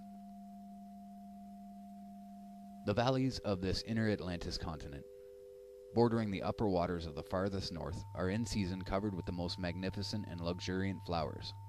Not hundreds and thousands, but millions of acres from which the pollen or blossoms are carried far away, in almost every direction, by the earth's spiral gyrations and the agitation of the wind. And it is these blossoms or pollen from the vast floral meadows within that produce the colored snows of the Arctic regions that have so mystified the northern explorers. Kane, Volume 1, page 54, says, "We passed the crimson cliffs of Sir John Ross in the forenoon of August 5th. The patches of red snow from which they derive their name could be seen clearly at the distance of 10 miles from the coast." Le Champ, in an account of André's balloon expedition, on page 144, says, "On the Isle of Amsterdam, the snow is tinted with red for a considerable distance, and the savants are collecting it to examine it microscopically. It presents, in fact, certain peculiarities. It is thought that it contains very small plants." Scorby, the famous whaler, had already remarked this. Beyond question, this new land within is the home, the cradle of the human race, and viewed from the standpoint of the discoveries made by us, must of necessity have a most important bearing on all physical, paleontological, archaeological, philological, and mythological theories of antiquity. The same idea of going back to the land of mystery, to the very beginning, to the origin of man is found in Egyptian traditions of the earlier terrestrial regions of the gods, heroes and men from the historical fragments of Manetho, fully verified by the historical records taken from the more recent excavations of Pompeii, as well as traditions of the North American Indians. It is now 1 hour past midnight. The new year of 1908 is here, and this is the third day thereof. And having at last finished the record of my strange travels and adventures I wish given to the world, I am ready and even longing for the peaceful rest which I am sure will follow life's trials and vicissitudes. I am old in years, and ripe both with adventures and sorrows, yet rich with the few friends I have cemented to me in my struggles to lead a just and upright life. Like a story that is well nigh told, my life is ebbing away. The presentiment is strong within me that I shall not live to see the rising of another sun. Thus do I conclude my message. Olaf Jansen.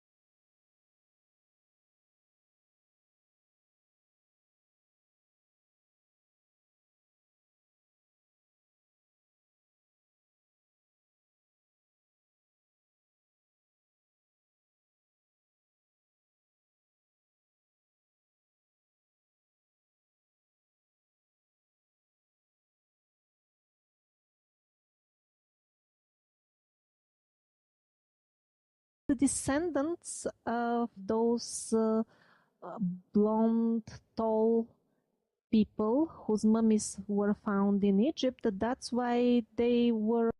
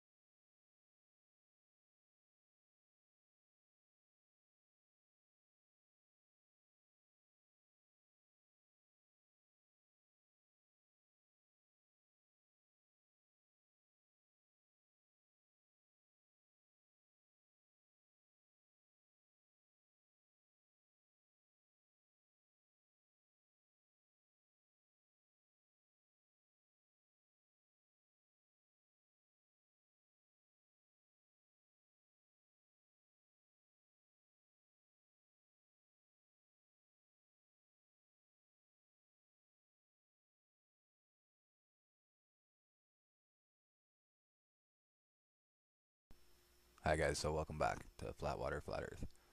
So what's happening is I found some incredible old documents. What this is it's an old book. It's in Latin, and I'm in the process of translating it. and I just want to show you guys some of the things that I found in it. This relates to a lot of the stuff that I've been looking at and what Zen Garcia just went into on his most recent show. So this is the 15th of January 2016.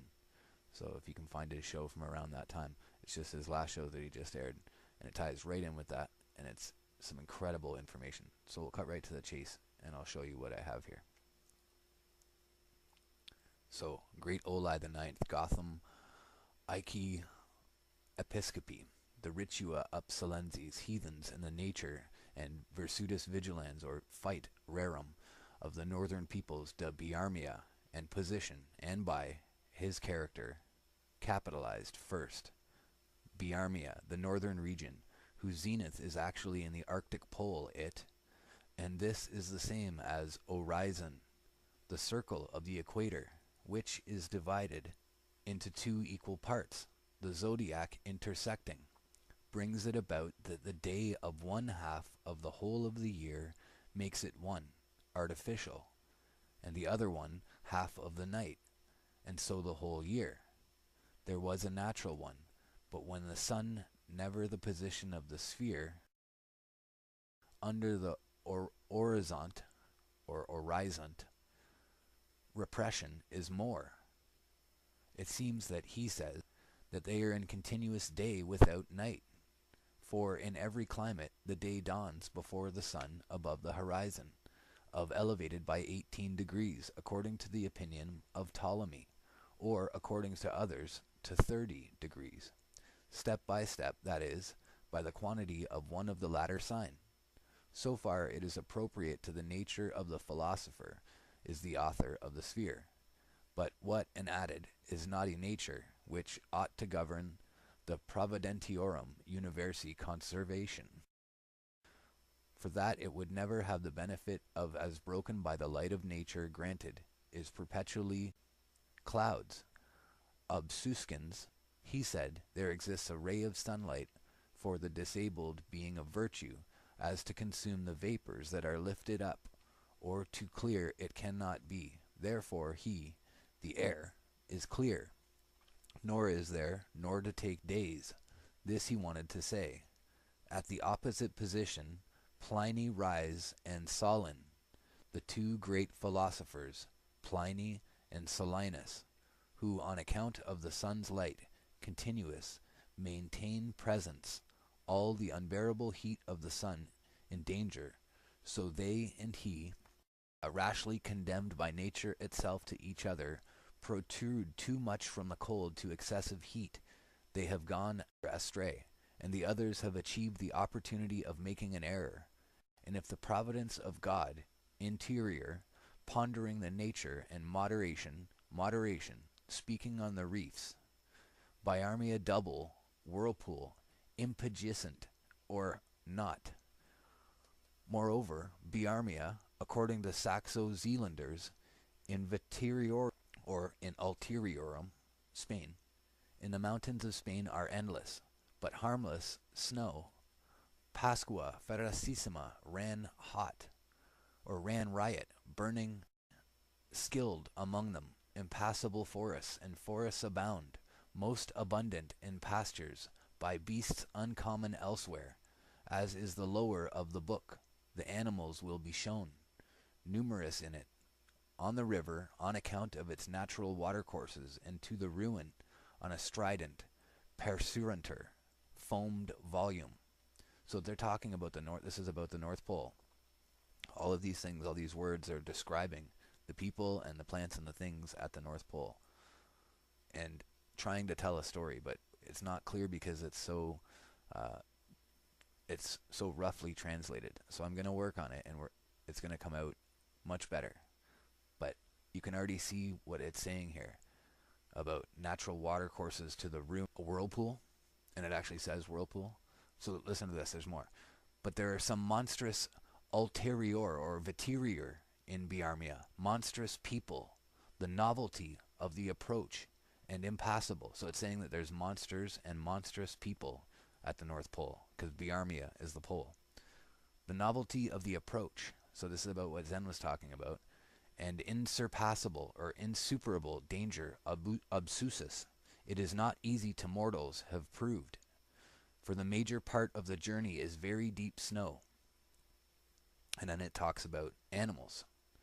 Stags teem the range of fairy, constantly obsessed, and if anyone wants to overcome deer whose incredible speed, and then it cuts to saying something else about Jugalibus, about a person in Heminger. So we'll cut back to that. It says, so these with incredible speed, these deer whose incredible speed, superb ice frozen to the top crosses. Okay, yeah. So we'll get back to the deer. Jugalibus, whose greatest the store there is, as with the Italians at our asses, I run, he may instruct. Heminger, satyr. Superb ice frozen to the top crosses. She remembers calling Saxo, Meminger, or Heminger, a satyr woods, symbols of wealth, preditum, or predatorum, their mansion held. The king has been tamed, to whom motherus suetize, reaching servarum, course.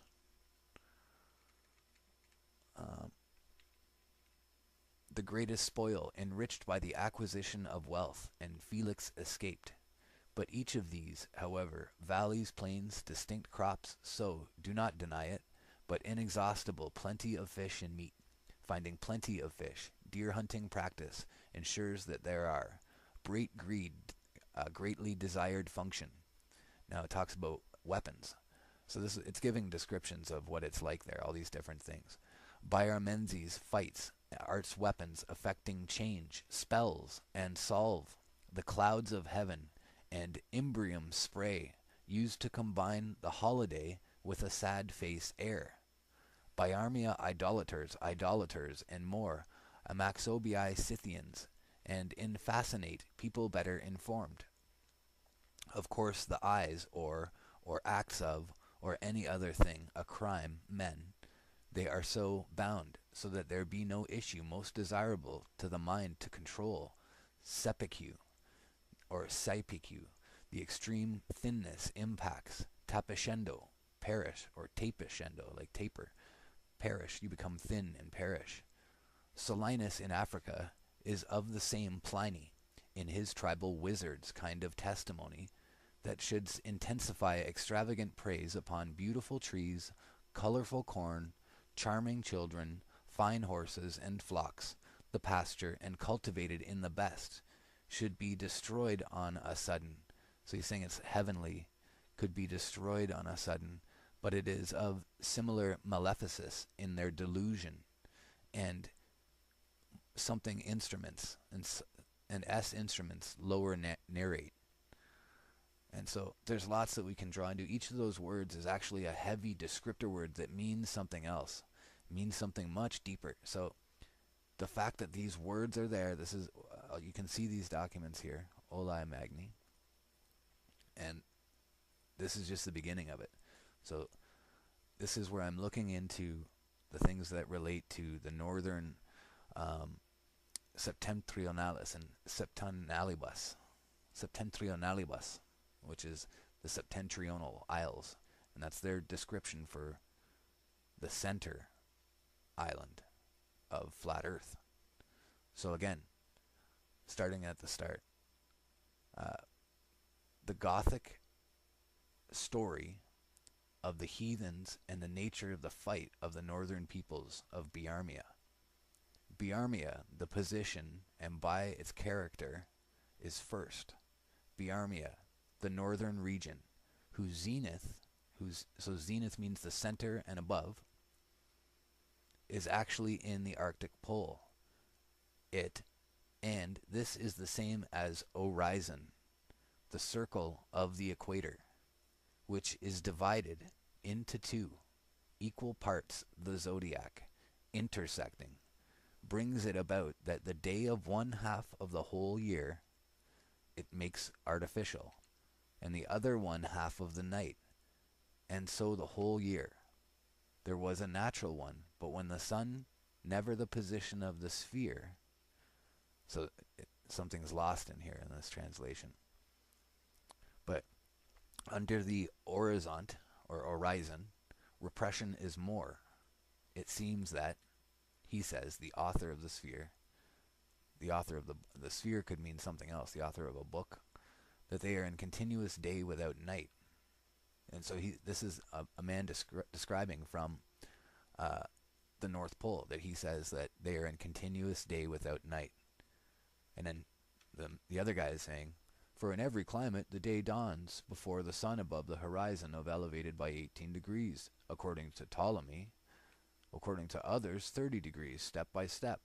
That is, the quantity of one latter sign. So he's saying that the sun changes the quantity of 30 degrees, or by the amount of one sign.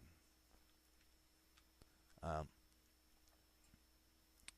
then they're talking about something about the Garden of Eden and about being naughty, and which ought to govern men and sin.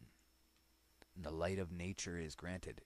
And then it talks about the sun being there perpetually, and yet there being a perpetual mist. Yet there exists a ray of sunlight, being of virtue, as to consume the vapors that are lifted up, or to clear it cannot be. The air is clear, nor is there, nor to take days. And then I think that this is where we have been deceived here about this story of who Pliny and Solinus and who these people really are. What this looks like is that Pliny is a description of the moon, and Solinus is a depiction of Sol, the sun. The two great philosophers, Pliny and Solinus, who on account of the sun's light continuously maintain their presence, all the unbearable heat of the sun. And they and he to each other protruded too much from the cold to excessive heat, that they have gone astray, and the others have achieved the opportunity to make up the error. And if providence of God, so it sounds like they're combining the two stories there of Adam and Eve and of the sun and the moon, as though they're the same thing. So here, and then it says moderation. Speaking on the reefs, Biarmia double, it has two reefs. Whirlpool impugicent. So forests abound, most abundant in pastures by beasts uncommon elsewhere, as is the lower of the book, the animals will be shown. Numerous in it the river, on account of its natural watercourses, and to the ruins, on a strident perserentor foamed volume. So perserentor, it could be on a strident purse run tour foamed volume, or pers erunter, foamed volume. So there's lots more to be seen in this translation of what will come out of it. But there are some monstrous viterior or ulterior in Biarmia. So in the North Pole there are some monstrous wildlife, or there's some monsters there. Let's see what kind of monsters. Monstrous people. And then it says, the novelty of the approach impassable, insuperable danger, obsusus. It is not easy to mortals. This has been proved. For the major part of the journey is very deep snow. Or more than that, there's very deep Arctic Ocean and ice pack to get through on the other side. Stags teem the range of ferry. So you guys can see what I mean by this, how incredible this is. There's going to be lots more to come on this. I'm going to continue to translate it, and we'll see where this leads. Thanks for joining me, guys. I'll talk to you soon. In this matter of discovery in hand, and chiefly of these most northerly countries and isles, hath caused me, since the last year, to send into divers places beyond the sea, and to men there in our age rightfully esteemed, to wit the honest philosopher and mathematicians, Gerardus Mercator, and to that learned geographer, Abrahamus Ortelius, whose company also, since my first letter sent over, I have had of late in my poor house at Mortlake, and of the other in my youth, sufficient record is published of our great familiarity. And the chief pith of this chapter will testify the honest and philosophical regards that he had of my earnest request to him, inasmuch as speedily he returned the very principal authority whereupon he fashioned unto us that strange plat of the septentrional islands, that thereby our men, adventurers and discoverers, might understand what account is to be made, credit is to be given to the same description. This then other matter I received from him lately. Folder or folio 265B, April 20, 1577. To the most famous Dr. John D, his master and much esteemed patron, at Mortlake on the Thames, near London, with 3 enclosures. The 3 enclosures are some map resources. This is one of them. It's too dark to really see well, but I will include some other ones in this video later on that are much more clear. Folio 266, lines missing. Fearing it would not reach you quickly enough if transmission were delayed, I have written down everything you have about the northern regions, and to these, etc. So Jacobus Schnoinen of Herzogenbusch traveled the world like Mandeville, but described what he saw with better judgment. He wrote in the Belgic language. The ideas about the northern regions, which some time ago I extracted from him, follow word for word, save for where, the sake of brevity or speed, I have translated into Latin, and if not always his words, I have retained the meaning. Note that it is by experience found that near the North Pole in the very dead of winter time is a continual glimmering twilight. At the least, the farther help of light, the moon's recourse above their horizon being not mentioned. So this is on the left here. These are some of the inset additional information that I'll read as needed. In northern Norway, which is called dusky Norway, there are 3 months of darkness during which there is no sunlight but perpetual twilight. I think we all know about this, about the Arctic sun. This North Norway lies over against the country called the Province of Darkness, or Obscure Province, in Latin, Provincia Tenebrosa. Concerning it, however, there is nothing written in Marco Polo, and the Province of Darkness is the most western bound of the Grand Cham's land. And between this province and dusky Norway there is only 12 miles of sea. From North Norway you cannot reach the indrawing sea, which lies beyond Greenland, for it lies still further northward. This North Norway stretches as far as the mountain ranges which encompass the North Pole, and borders on this mountain range for about 17 miles by land. The rest is all sea, and this is the same mountain range which in folio 266b comes close, within about 15 French miles, and then stands further off towards the east. And near here, toward the north, those little people of whom there is also mention in the Gestae or Thurii, and their borders on it, besides a beautiful open land. And this land lies between the province of Darkness and the province of Burgi. But between each of these provinces and these lands lies an indrawing sea. And this province, the open land, has a mountain border of over 72 French miles by land. These facts and more about the geography of the north are to be found in the beginning of the Gestae or Thurii. The islands adjacent to the North Pole were formerly called Scilii, or perhaps Thule, and now the Septentrionals. Among them is North Norway, and there are many small rivers, some 2, some 1, some 3 keenings wide, more or less, and they're called indrawing seas because the current always flows northward so strongly that no wind can make a ship sail back against it. So keenings are an old measure. We can get into that later as to what. Okay, so it says here a keening was 17 to 20 miles. Again, we have to see what their version of miles are at this time. So back to the indrawing seas. No wind can make a ship sail back against these indrawing seas, and in these latitudes the mountains reach up to the clouds and are almost all rock bare of vegetation, and it is almost always misty and dull weather, and it is well known that beyond 70 or 78 degrees of latitude there is no human habitation. Moreover, this 78th parallel goes in a circle round the Arctic Pole in the form of a high mountain range. So already so far what we have is landmass at the northern pole that's not like what we've had described. It has an indrawing sea and a huge mountain range which wraps around the entire 78th parallel in a circle around the Arctic Pole. So continuing on now, part of the army of King Arthur, which conquered the northern islands and made them subject to him, and we read that nearly 4,000 persons entered the indrawing seas who never returned. But in AD 1364, 8 of these people came to the king's court in Norway. Among them were 2 priests, one of whom had an astrolabe, who was descended in the 5th generation from a Bruxellenses. One, I say, the 8 were sprung from, those who had penetrated the northern regions in the first ships. That great army of Arthur's had lain all the winter of 530 AD in the northern islands of Scotland, and on May 3 a part of it crossed over into Iceland. Then 4 ships of the aforesaid land had come out of the north, and warned Arthur of the indrawing seas, so that Arthur did not proceed further, but peopled all the islands between Scotland and Iceland, and also peopled Groenland, which is their name for Greenland. So it seems the indrawing sea only begins beyond Groenland.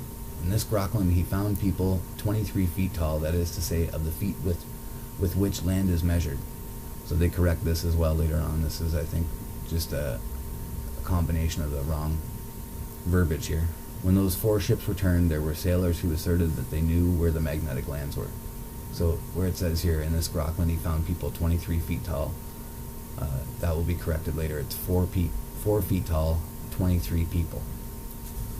Lacuna, Arthur afterwards put on board a fleet of 12 ships, about 1,800 men and about 400 women. They sailed northwards on May 3 in the year following that in which the former ships had departed. And of these 12 ships, 5 were driven on the rocks in a storm, but the rest of them made their way between the high rocks on June 18, which was 44 days after they had set out. More precisely, some of them made their way. The priest who had the astrolabe related to the King of Norway that in AD 1360 there had come to these northern islands an English Minorite from Oxford, who was a good astronomer, etc. Leaving the rest of the party who had come to the islands, he journeyed further through the whole of the north, etc., and put into writing all the wonders of those islands, and gave the King of England this book, which he called in Latin Inventio Fortunatae, which book began at the last climate, that is to say latitude 54 degrees continuing to the pole. This monk said that the mountain range goes round the north like a wall, save that in 19 places the indrawing channels flow through it, whereof the widest is not above 12 French miles across, the narrowest 3/4 miles, and through the narrowest no ship would be able to go. So what we have here is the monk said that the mountain range that wraps around the North Pole goes around it like a wall, but in 19 places indrawing rivers or channels flow through it. The widest of these is not more than 12 French miles across. No ship would be able to go back against this current because of the rush of the water. The mountain range is surrounded by sea except in northern Norway, where the Norwegian mountain range reaches it for a width of about 17 miles, and right under the North Star, opposite Norway, there lies a fair level land which is uninhabited, where many beautiful, and then we lose it here, lacuna. In the east there stretches out an arm of land which is nearly all wooded, and narrows continually. The farther north, ? The more so that it is not more than 1 mile wide where it meets the mountain range. Otherwise no land touches the circumference of mountains anywhere, but in many places the sea is so narrow that one can see the far side. Pardon me. And the mountain range covers a breadth of 8 miles, ? And in the whole circle, said the Minorite, there is no habitation except on the east side, where in that narrow land already mentioned there were 23 people not above 4 feet tall, whereof 16 were women. This monk said that in 2 other places further inland he found a great piece of ship's planking and other balks which had been used in big ships, besides many trunks of trees which at some earlier date had been hewn down, so that he could say with certainty that there had formerly been habitation but the people had now gone, and that the country where they, the pygmies, I believe he means, lived was more than 6 degrees broad, that is to say 20 days' journey, and no one could cover the distance on foot, and it was 10 degrees long, that is 33 days' journey. Also there lay there, said he, an indrawing sea of 5 channels, gathered together, which came through the mountain range out of the 19 channels mentioned. And in this indrawing sea is 12 French miles wide, and measures across about 4 days' journey.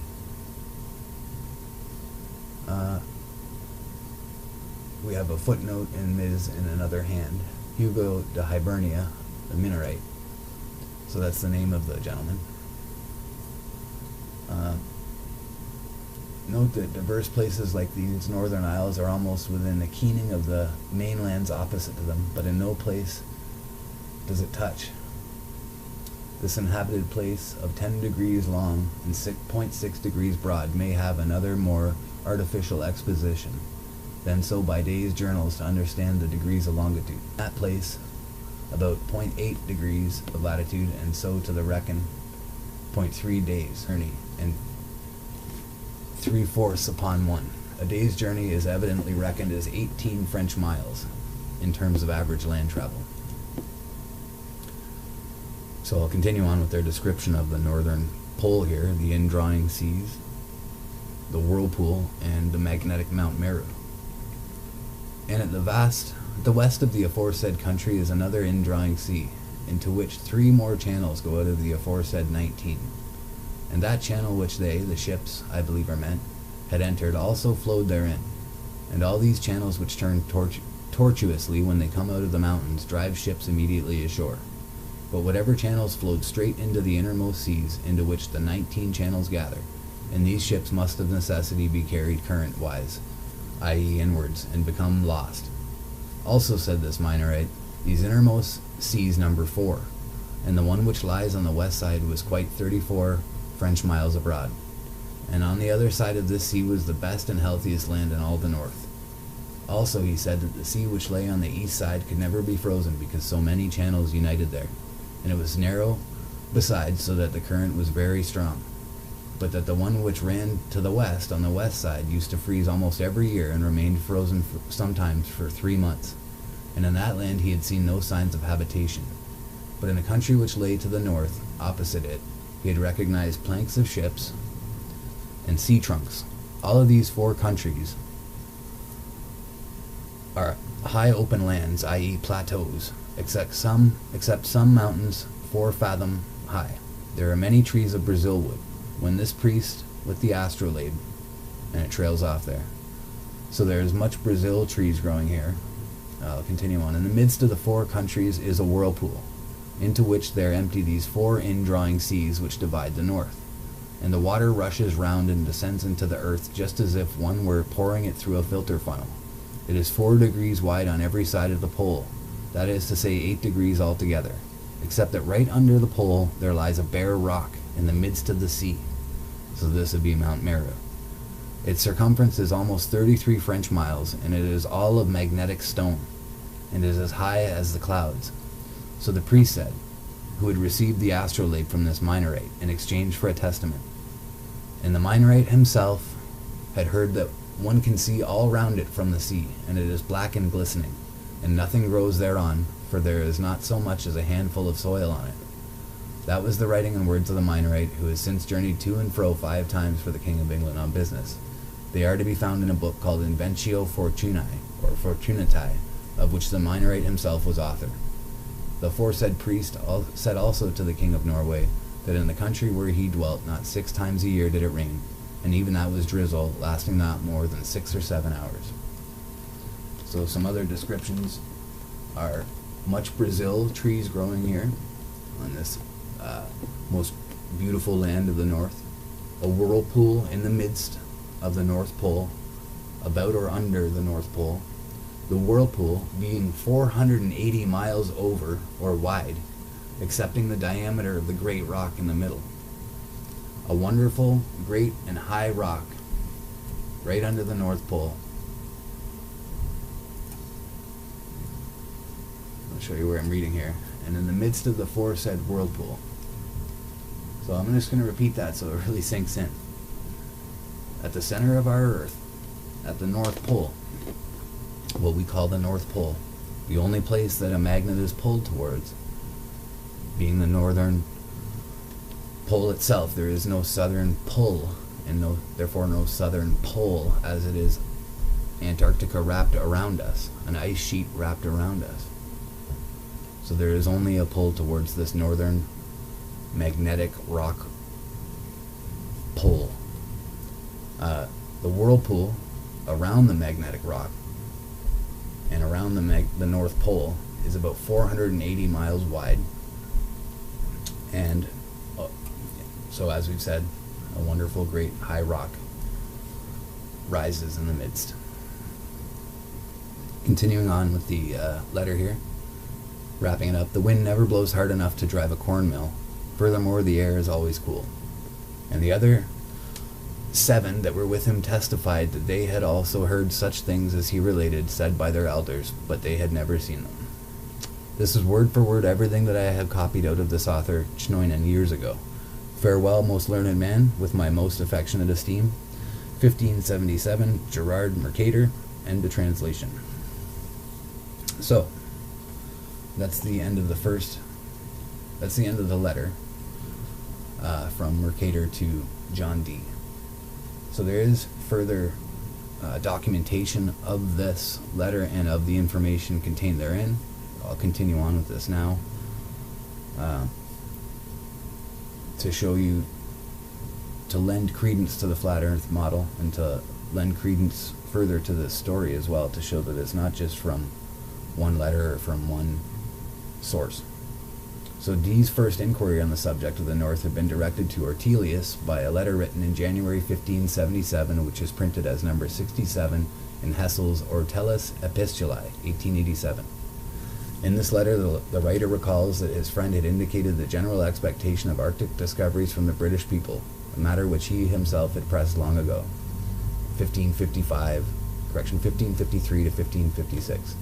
He was now urging, indeed insisting, that further attempts should be made, and he goes on to mention his researches into what the ancients had said and done in respect to this voyage, as well as his recent preparation of a new nautical manual for the sailors. But his particular inquiry at the moment was for the authority that Ortelius had used for inserting the names of Cape Paramantia, Los Jardinos, and some others on the north coast of North America, names which appeared on no other map. He begged for an immediate answer, for our people are already maturing their plans for the northern seaboard. Last year they merely paid their respects to the Greenland Strait, but they concluded with good reason that the whole shore could be circumnavigated and they could reach the Eastern Ocean that way. There is no record of how Ortelius answered Dee's letter, but he came to England in the spring when he saw William Camden and Richard Hakluyt in London, and came down to Dee at Mortlake on March 12th. 5 or 6 weeks later, Frobisher sailed on his second voyage. In fact, Frobisher was secretly commissioned to look for gold ore and not to search for the Northwest Passage. Meanwhile, Dee had been questioning Mercator as to the provenance of the circular inset of the polar regions, which appeared on his Great Wall map of 1569, together with some accompanying legends. The reply he received was dated April 20th, 1577, which is transcribed above. Disappointingly, it provides no fresh clue to the identities of Jacob Chnoinen or the author of Inventio Fortunatae, yet it raises the question, must not the latter have visited Greenland or even Markland, Labrador, in view of the knowledge he displays? And again, what was the version of the Gestae Arthurii which all parties referred to familiarly, and which contained such strange new detail of that king's enterprises? So is this what has been covered up and hidden from us? Is this why there's a dew line at the North Pole, the Defense Early Warning Line? Is this why not only is there an Antarctic Treaty, but the Arctic Treaty and the recent talk about who is going to control the Arctic? I think in light of our new discoveries or our newfound knowledge of the way that our flat Earth plane functions, that it's definitely not out of the question that if this is at the center of our planet, that this would be something that they might want to hide. Particularly, what would people think if there was a 480 mile wide or 500 mile wide gigantic sucking sound, or gigantic whirlpool sucking all of the world's oceans into a whirlpool at the center of our Earth? I mean, it would be just as scary as people thinking that they would go off the edge of the Earth. And at first glance, it might seem a ridiculous idea, but when you combine it with the other functions of the way that our flat Earth plane functions, the other phenomena that are found there, like the sun spinning around the magnetic pole, it kind of adds more credence to it and kind of makes it make more sense. So this is the map that Mercator made showing this area. So you can see here the Borgi Regio, which is, I believe, Canada, or the northern portions of North America and Canada. This part, you can see the mountain range here that wraps around. I'm sure you've all seen maps like this and ones in color since you've come to the flat Earth. So we have the right here the Ocythicus. I don't know if you can see the blue box there. Borgio Regio, kind of North American area. And I guess you can make out the rest of it. You can see the 4 channels that are flowing in here. And Mount Meru, of course, or what can be called Mount Meru, the magnetic lodestone in the center. The gigantic mountain of magnets in the center. Also here you have a little further detail on it and some interesting insertions, such as one word that I find interesting. We still call them the Aurora Borealis, also the Hyperborean or Hyperboreal, and you can see it here, the Hyperborea Europe, Insular Desert, and Anon Phase. I'm not sure what that says actually. Over here, on this portion, you can see that what they've done is this is the full 360, and it's just been opened up, splayed out to add this other information. So what you have here under this blue area is Arcticus Scythia Intra Imaumontum, and you can see on the bottom there Hyperboreae and Moscovia. So there's Russia, Eastern and Western Europe, all encompassed in this area here. Russia, Moscovia right here. See if you can see this right here. Moscovia is right in that box there. Okay. Here would be England and Western Europe. And then over here we have Canada, and the eastern coast of North America.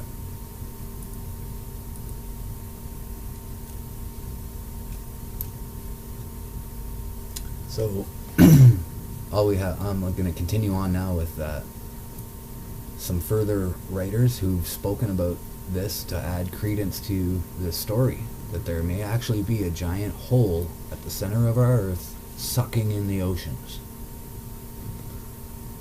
The 8 strangers told King Magnus, and the fact about the Minorite's journeys to and fro after he had written his book, that the book Inventio Fortunatae really existed does not depend on the evidence of Jacobus Schnoinen or Johann Reusch. It does not depend on the evidence of Jacobus Schnoinen because Johann Reusch quoted from it and used it. John Dee made a marginal correction of its title, and it is also casually mentioned by Bartholomé de las Casas in his Historia de las Indias in 1570. When, speaking of floating and burning islands in the Western Ocean, he says that there is mention of the same in the book called Inventio Fortunatae, which shows that he probably read that as well. A comparison of Mercator's Arctic map with that of Reusch in the Rome Ptolemy 1508, and with the same region on Beheim's globe of 1492, together with a study of all the map legends side by side with Mercator's letter, makes it possible to reconstruct at the least the basic topographical information contained therein of the friar's book. Briefly, according to the writer of Inventio Fortunatae, the world's continent was bordered at some distance polewards by an indrawing or insucking sea, which by means of 19 channels broke through a lofty circumpolar mountain range in latitude 78 and 79 degrees.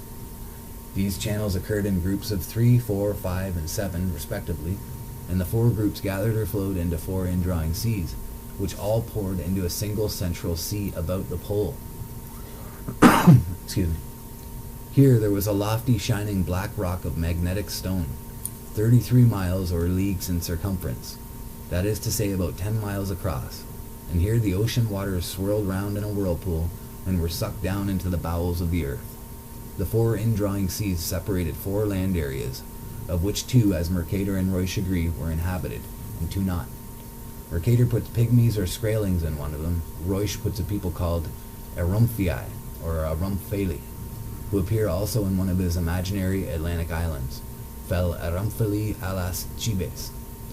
Beheim, although he shows 19 or perhaps only 18 channels leading from the main ocean, and gives some vague indication of the high mountains, does not completely separate 2 of the 4 land masses, while the pole is masked by the metal axis of his globe.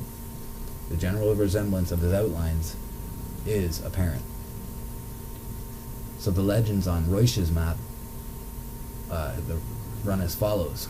We read in the book De Inventiae Fortunatae that beneath the Arctic pole there is a high rock of magnetic stone 33 German miles in circumference. The indrawing seas around this rock flowing in as if in a vessel that lets water down a hole, i.e. a funnel.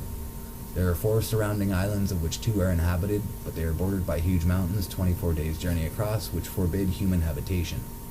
Here the indrawing sea begins. Here the ship's compass does not hold, nor can ships containing iron turn back. In note 1, the high rock is said to measure 33 German miles, units which are 4 times the French miles of the Mercator letter, while the latter on his map writes 33 leagues. This is typical of the current confusion as to measures of length at the time. Mercator, besides, merely calls the rock lofty and black without reference to its magnetic quality, for he had his own theory about the location of the magnetic pole. Royce's reference to the upsetting of the magnetic compass may have arisen from his own actual experience of its great variation in the Labrador region, and he also appears to have put his own interpretation on this, and onto the fact that the ships could not turn back once in the indrawing seas. So we'll continue here. Touching the description of the north parts, I have taken the same out of the voyage of James Schnoinen of Hartseven Busk, which allege certain conquests of Arthur, king of Britsin, and the most part, the chiefest things among the rest, he learned of a certain priest in the king of Norway's court in the year 1364. This priest was descended in the 5th generation from them which King Arthur had sent to inhabit these islands, and he reported in the year 1360 a certain English friar, a Franciscan, and a mathematician of Oxford came into these islands, who, leaving them and passing further by his magical art, described all those places that he saw, and took the height of them with his astrolabe, according to the form that I have set down in my map, and as I have taken it out of the aforesaid Jacob Schnoinen. He said that those 4 indrafts were drawn into an inward gulf or whirly pool, with so great a force that the ships which once entered therein could by no means be driven back again, and that there is never in these parts so much wind blowing as might be sufficient to drive a corn mill. Geraldus Cambronales hath certain words altogether alike with these. Hakluyt follows his translation with a further testimony, taken from a summary which Dee had drawn up from Mercator's letter for the information of the Queen. Anno 1360, that is to wit, in the 34 years of the reign of the triumphant King Edward III, a friar of Oxford, being a good astronomer, went in company with others to the most northern islands of the world, and there leaving his company together, he travelled alone and purposely described all the northern islands, with the indrawing seas and the record thereof. At his return he delivered to the King of England, the name of which book is Inventio Fortunatae, Alter Fortunae, qui liber incipe agradu 54 usque ad polum. Sorry, I don't speak Latin, I'm just doing my best with it, bear with me. Which friar for sundry purposes after that did 5 times pass from England thither and home again. Mercator has 4 further inscriptions placed on the map itself, which are of assistance in distinguishing the great polar islands described in the letter. They read as follows. This channel has 5 mouths, entries, and because of its narrow, swift current, it never freezes. Here live pygmies at most 4 feet tall, who are like those in Greenland called scralings. This channel is entered by 3 mouths and remains frozen for 3 months every year. It's 37 leagues long. This island is the best and healthiest of the whole north. The ocean rushes in between these islands by 19 mouths and makes 4 channels by which it is incessantly carried northwards. and there it disappears into the bowels of the earth. Okay, so it carries on here, and because of whoever has created the rest of this document, they go into further reasons why they do or don't believe it. If you want to get further into that, I will provide a link to this full document. I'm sure quite a few flat earthers have already seen and read this. So, here it goes on further about the locations of Friesland, how Friesland was near Iceland and Greenland, further about the visit there of Jacob Schneinen, and it goes on about him being the founder of Christianity in that area. So, and then it continues on trying to give further information which proves or disproves authenticity of this letter. I'll leave the authenticity of this letter to you to be the judge of that. And what I'll do now is just show you a few more versions of that map, or versions of information that's shown in that map. So we'll start right here. And what we have here is Orbis Terrae Compendiosa Descriptio, which is another Mercator map. Or at least a lot of the information in it is from Mercator, I should say. It didn't turn out as well as I thought it would, but you can see the two islands here, and on the other side the other two islands, which is a link up. And when you look at the accuracy of this map as a whole, you know, in the known parts, you can see that they were not being silly making this map. And so when he put those parts on there, he was not being silly. It is what he believed was there, or knew was there. This is a better version of it. This is just a polar, I wouldn't call it a projection, just a polar map aiming straight down. And you see the Great Northern Sea in Greenland, Baffin's Bay. The pink side on the right side here is North America and the northern part of Canada, and the left side would be Russia and Europe and Asia. We'll carry on. A more recent version, you can see that all the datum is very accurate right up till you get up to the north, and then it's just simply cut off, as though we're not allowed to know what is there. This is a picture showing Erythia being raptured or taken by the Boreans. So you can see literature, which I don't necessarily or don't at all subscribe to, about the hermeneutic interpretation of mankind. But what I think is interesting here is that there's all these links throughout history of the Boreans and the Hyperboreans, and that the people there were very advanced people, that Atlantis and Hyperborea are connected and are the same place. I think this has become an obvious conclusion to a lot of flat earthers who have looked into this side of the research. This is an old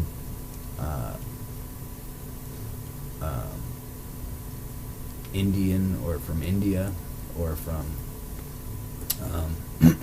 pardon me, Buddhist interpretation of the earth planes and some of its inhabitations. Sorry, it's a Burmese map of the world showing traces of medieval European map making. Pardon me, it's Burma, so China. This is just another photograph. Here is another old map that was done by Mercator, or assisted by Mercator. And again, you can see the northern polar region showing Groenlandia and other aspects that tie into the last maps that I just showed you. But these maps are nowhere near as good. Again, here, this is an inset from a very large map, and you can see that it's called the Septentrionalis, the Franciscan. And in the inset here, you can see the further detail of some of these islands and some of the makeup. And again, as soon as you get to that northern pole, that 78 degree, they cut off the information and you're not allowed to see what's up there. Same thing here. It's called the Borealis. So again, the Boreans, Hyperborea. And this is northern Canada. Okay. And as you can see, again, this is from a large world map, which is very accurate when you take the map as a whole. So I don't think that he was adding silliness or make-believe when he created these maps. So, in conclusion, I guess you've seen, I think you've seen what I wanted to show you. I'll add a link at the bottom of this video. And we'll continue on with our learning about the flat earth and the reality of the environment that we live in. I know that this is difficult information. I'm just going to go on a little further about how difficult this information is for people to take in. I've been talking about this stuff with a lot of people, and I see that our indoctrination, because of it beginning at and before our birth, because of us being so indoctrinated since birth, it takes people months, literally months of conscious and subconscious reiteration of this information to come to the conclusion that they are at a flat earth. I love the quotes from the Zetetic Astronomy of Samuel Rowbottom, where he talks about that if people don't know that the earth is flat, it's merely from a lack of knowing about all of the information. Of course, everyone who knows and is a flat earther knows that it's very simple and very easy once they know. You know, water being level is a showstopper. The sun, the earth going around the sun, and the fact that if you trace it out on a piece of paper or trace it out in any way, you'd see that if it were a heliocentric model, the night and day would flip every 6 months. So we flat earthers know that it's flat, and we know how easy it is to know that it's flat. But we have to remember how hard it was for us to come over originally, and how much your mind needed to unbrainwash itself. So that's all I have for now. I'll be carrying on and having further videos about this stuff, I hope, if you guys like it. If not, too bad. I'll thank you for your comments below, and good day.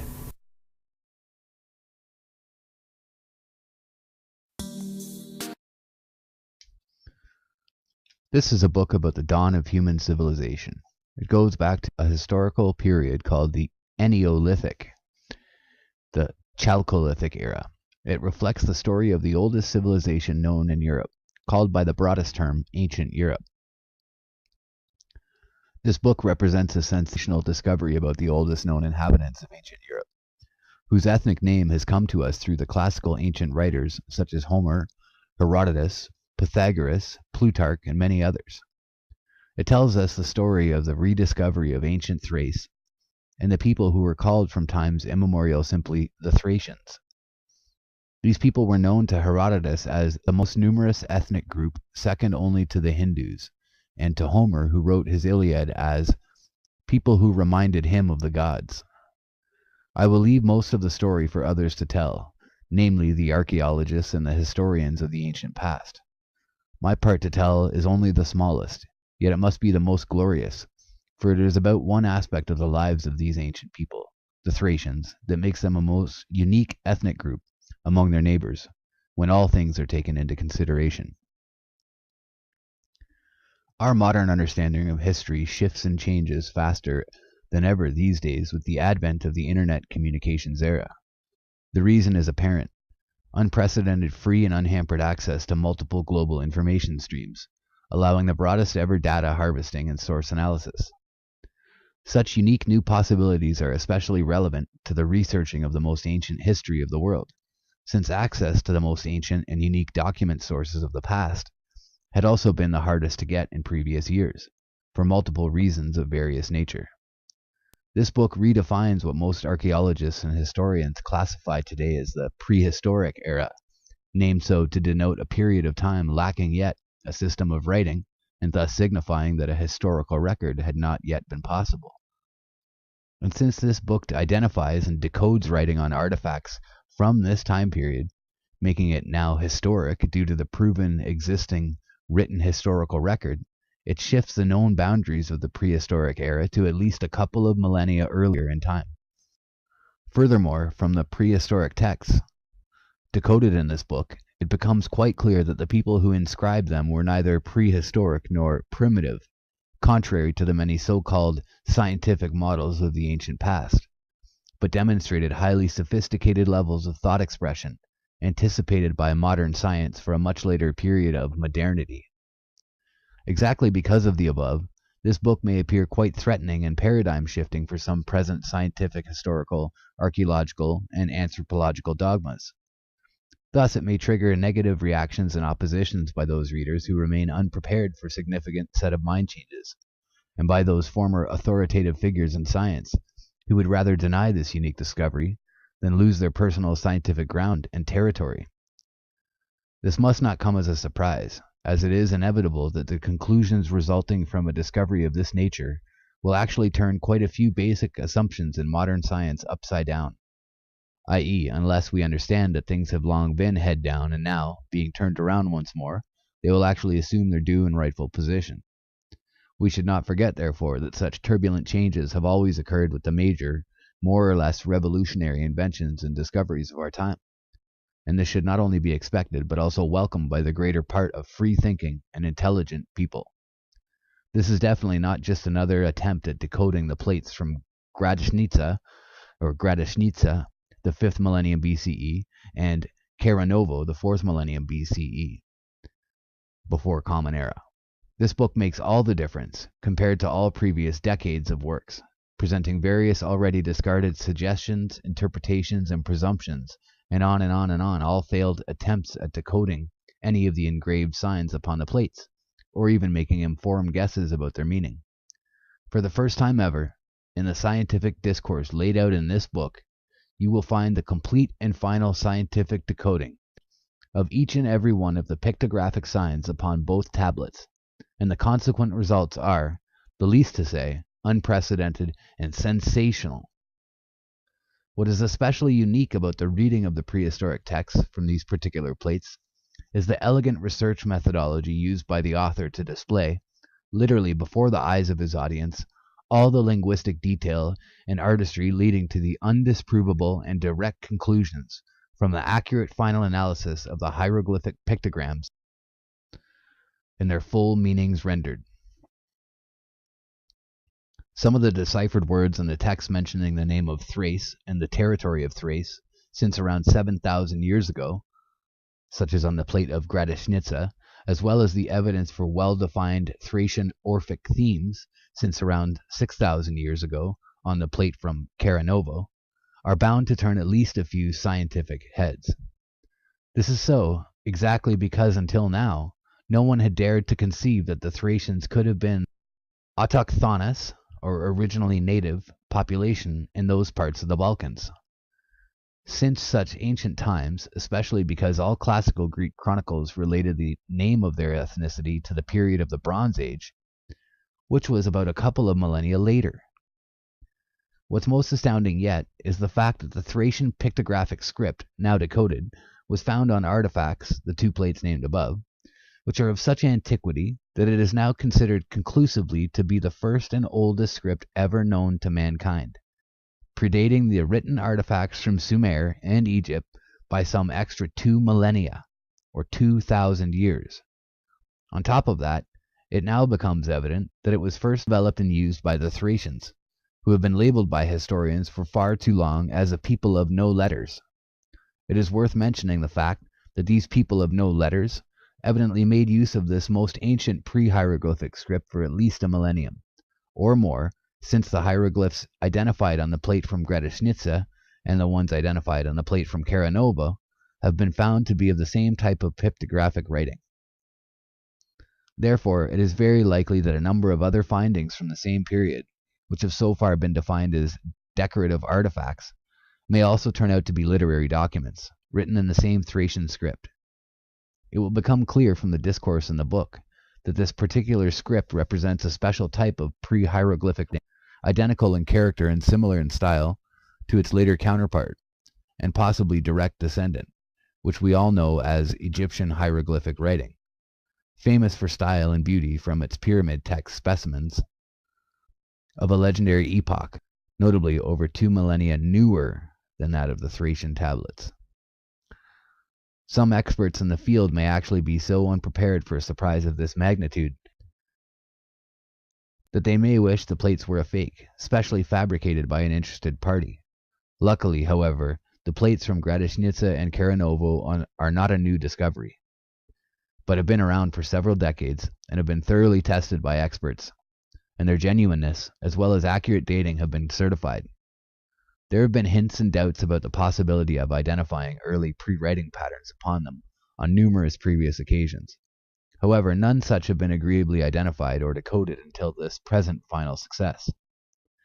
Analysis by authoritative sources have been done in the past, searching for similarities between the signs on the plates and other already known ancient scripts like Linear A, while the findings of others categorically rejected any notion that the signs represented a writing system at all, since they could not identify patterns of repetitiveness in the engravings, which could be the hallmark of any known linear writing system. Notwithstanding their differences of opinion about the nature of the artifacts themselves, however, most writers have agreed that if a type of writing was to be indeed identified on the above named plates, this could bring about a dramatic shift in our modern understanding of the ancient world. Well, mine is the privilege to announce that in the course of my present research, the ancient Thracian script has now been finally decoded, and the results are unprecedented and sensational.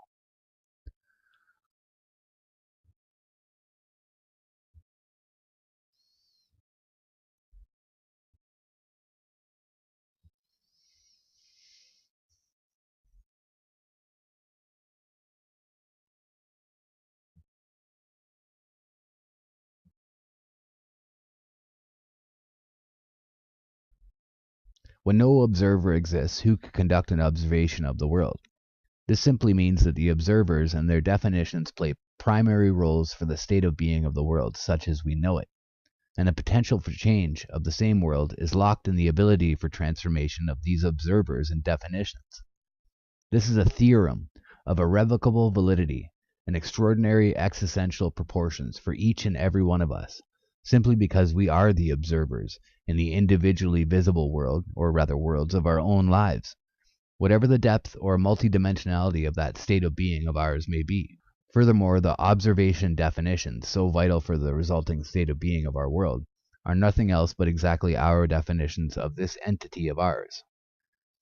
Whatever the depth, width, and height, or other levels of dimensionality this entity of ours may encompass. Such thoughts have always been leading for me and have guided my interest and research in the fields of the human psyche, psychological linguistics, language pictography, and cryptography.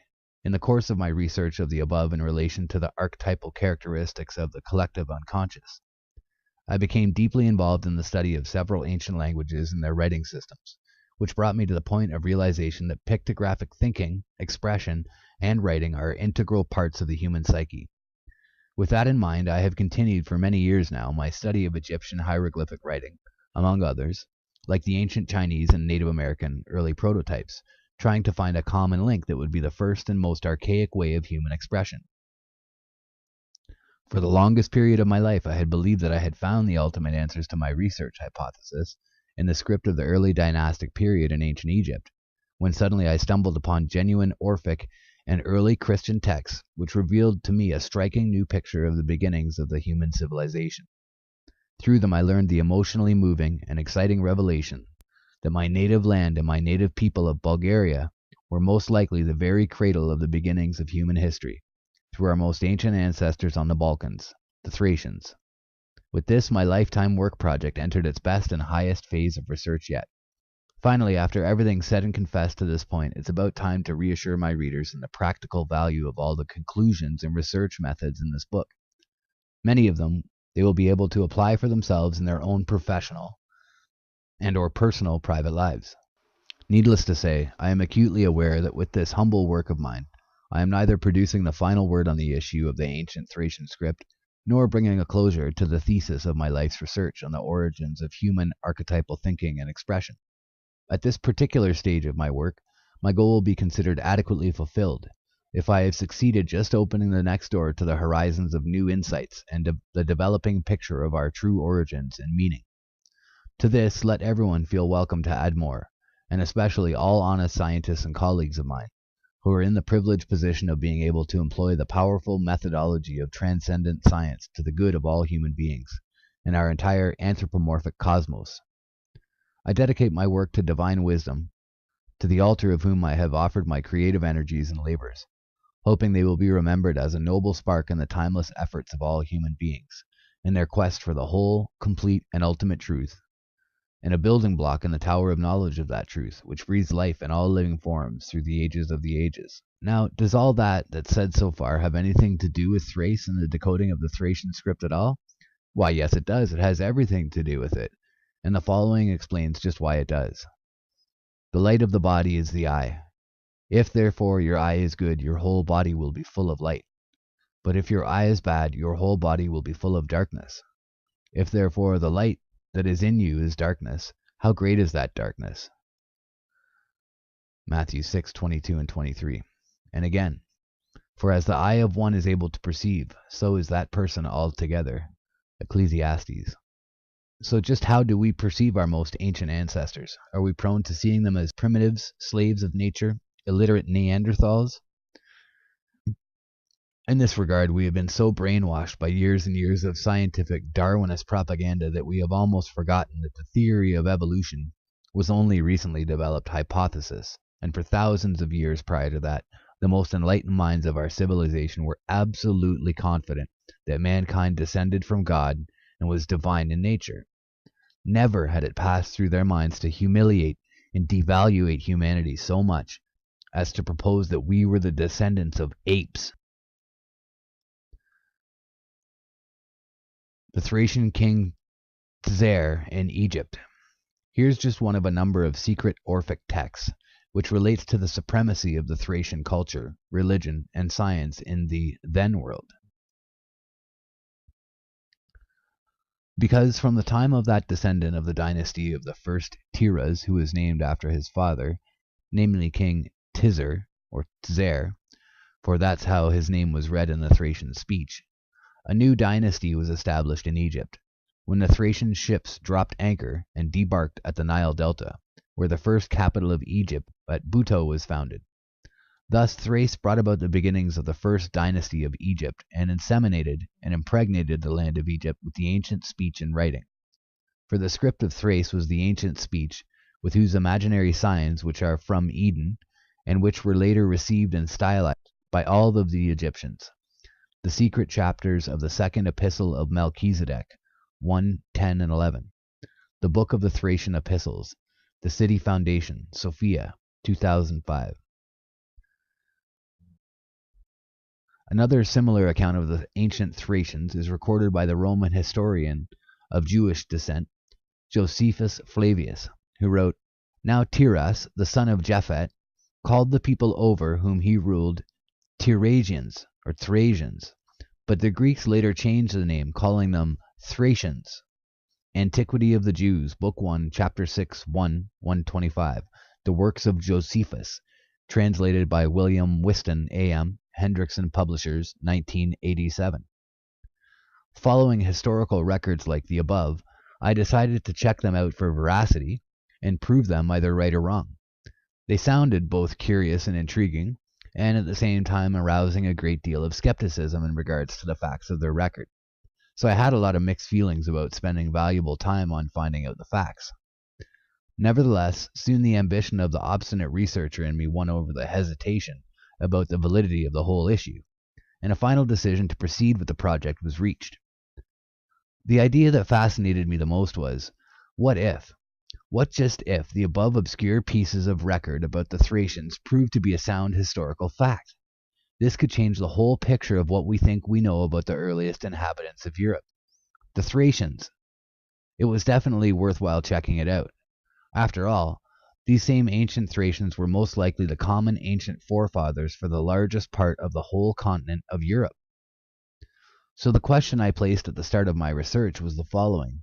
Was there anything in common between any ancient text ever found on artifacts in Egypt and any artifacts ever found in the land of ancient Thrace, most of which is in modern Bulgaria? My problem was knowing where to begin, or what to begin with, for that matter.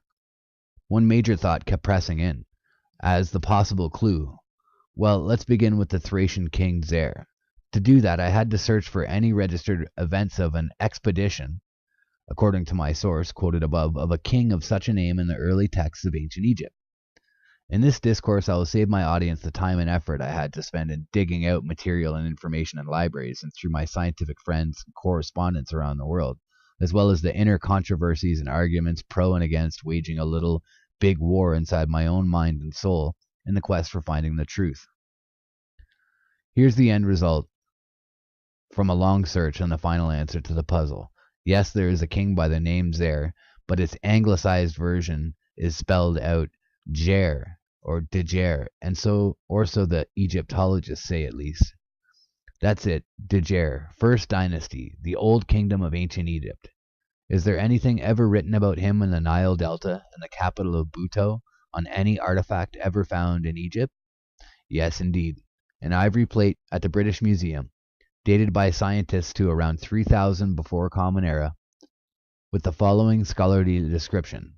A plate from Abydos, referring to Djer's journey made to the delta city of Buto, one of Egypt's early capitals. This plate of Djer is not only an important piece of evidence supporting our hypothesis, prompted by the Orphic texts analyzed above, but it turns out to be such a good specimen of very early ancient Egyptian writing that it would be an invaluable tool for comparison with any similarly ancient and possibly equally primitive or rather primordial type of writing. That could be its progenitor in Thrace, or anywhere else in the world for this matter, if our Orphic lead proves itself to be true. But let's look at the Djer plate itself now. Our attention inadvertently focuses on the very primitive or rather archaic way in which the pictographic signs have been engraved. Then we try to pinpoint and identify the hieroglyphic of the name of Djer. We need this hieroglyph for a very special purpose. Remember what was written about his ancestral predecessor, bearing the same name as him, by the Roman historian Josephus. Now Tiras, i.e. Djer, the son of Japhet, called the people over whom he ruled Tiresians, but the Greeks later changed the name, calling them Thracians. Antiquity of the Jews, Book 1, Chapter 6, 1. The works of Josephus, translated by William Whiston, A.M. Hendrickson, Publishers, 1987. Now, if we have correctly pinpointed the source and found out the ancient hieroglyph of the name of Djer, now judging from the above quote from Josephus, it could mean only one very important thing for our whole research. We have found the ancient hieroglyph, meaning not only Djer, but also Thracian and Thrace, for according to Josephus, they are all but derivatives of that king's name. For a better analysis, in addition to the picture of the Djer plate above, we can also review the schematic presentation of the Djer plate, as published in Peter Clayton's book, Chronicle of the Pharaohs, page 22, courtesy Thames and Hudson, 1994. This is a quite clear schematic drawing of the plate, which allows you to discern a few very important details. There are 4 visible rows of pictograms, hieroglyphs, on this schematic presentation of the plate, kept at the British Museum, among which you can immediately identify the picture of a ship, the pictogram of the city of Buto, and the hieroglyph of the name of King Djer, in a sarek. Now, the sarek is a decorative element surrounding all royal names, and is a form of etiquette meaning His Majesty or His Royalty. Come on, let's pinpoint this particular pictographic sign. Let me help you some. Look in the upper left corner of the plate. Here it is, the invaluable Djer sign in the sarek. And what you see is up in the top left here with this bird sitting atop the box with 3 strokes, 3 bars with a stroke through it, and then on the bottom a set of 4 bars. And as we already know from all said in this book so far, this is also the hieroglyph for Thrace and Thracian. It is not quite clear why this particular hieroglyph is found in one spot of the same text, drawn this way, and it appears as 4 T's, and in another way, that way, where it's 4 T's with the bar across midway. Not even mentioning the fact that it is also found in other texts from ancient Egypt, where it has been drawn in a variety of other versions, like the following few. 4 bars with a dash in the center, 4 bars with a dash in the center, italicized with a bit of an edge on the end of it, 4 bars with a dash through the center and turned on a 45-degree angle, 3 bars that end up looking like pylons or skinny pyramids, 3 bars that are pylons or pyramids with a bar across the top, or 5 bars with a bar on top. One explanation may be that in ancient Egyptian writing, these varieties add specific attributes to the main ideogrammic or ideogrammic or phonetic value of the pictogram.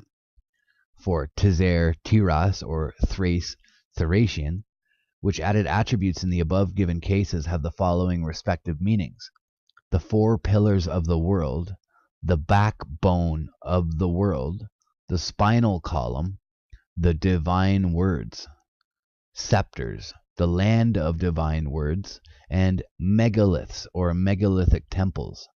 Wow, is that ever amazing? It's the 4 pillars. As a result of our findings about the Djer plate kept at the British Museum, now we have acquired a pretty good idea of what to look for among similar artifacts found in Thrace, modern-day Bulgaria. Let us begin our search with the simplest and most logical thing to look for: the pictogram meaning Thrace itself. Since we have already identified its presence in ancient Egypt, isn't it just logical that it should be an even more common finding in the land of Thrace itself? Yes, indeed, and so in fact it is, as there are quite a few examples of its presence in present-day Bulgaria. For the purposes of our specific research in this book, we will focus our attention on just 2 such findings, proving the use so far of at least 2 of the above-listed versions of the pictograms of Thrace, which relate to the temple and liturgical traditions of ancient Thrace at the dynastic and start level. 1. The hieroglyph, meaning Thrace, with strong temple and megalithic connotations, is the central emblematic design widely present at the Royal Thracian Funerary Complex at Sveshter in Bulgaria. At this magnificent architectural structure, the above pictogram of Thrace can be seen stylized as the Thracian triglyph, royal emblem, repetitively integrated in the ornamental sculptural frieze, above the cherubic, caryatid female guardians of the monarch, thus reflecting the state importance of this particular temple funerary complex as a national holy shrine of Thrace. In our second example, the Thracian hieroglyph, with the 3 pyramidal parts, making it so that it's the 4 bars of the outer part. In our second example, the Thracian hieroglyph, and its version signifying that Thrace is the land of divine words, has been often identified as part of the rich ornamentation upon silver and gold sacred vessels from the famous Thracian treasures found at many archaeological sites in Bulgaria. A more detailed analysis of the role of the sacred vessels of Thrace in the ancient liturgical practices and invocations is presented later in this summary and in chapter 10 of this book.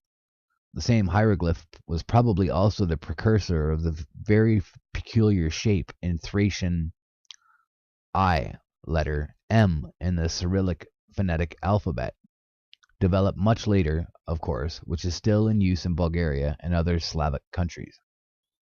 And the letter, it appears as an M or as three T's connected together.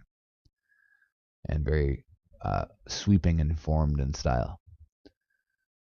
Now, since we have acquired a pretty good idea of what to look for, let us continue our search for other artifacts found in Thrace, modern-day Bulgaria, like, let's say, plates or tablets that may contain similar findings to those of the already analyzed De Geer plate kept at the British Museum. Have there ever been found any such so-called plates or tablets anywhere in the land of Thrace? Yes, indeed, quite a few. However, archaeologists have defined the finds as clay decorative appliques, pintadera seals, used for imprinting decorative designs upon pottery.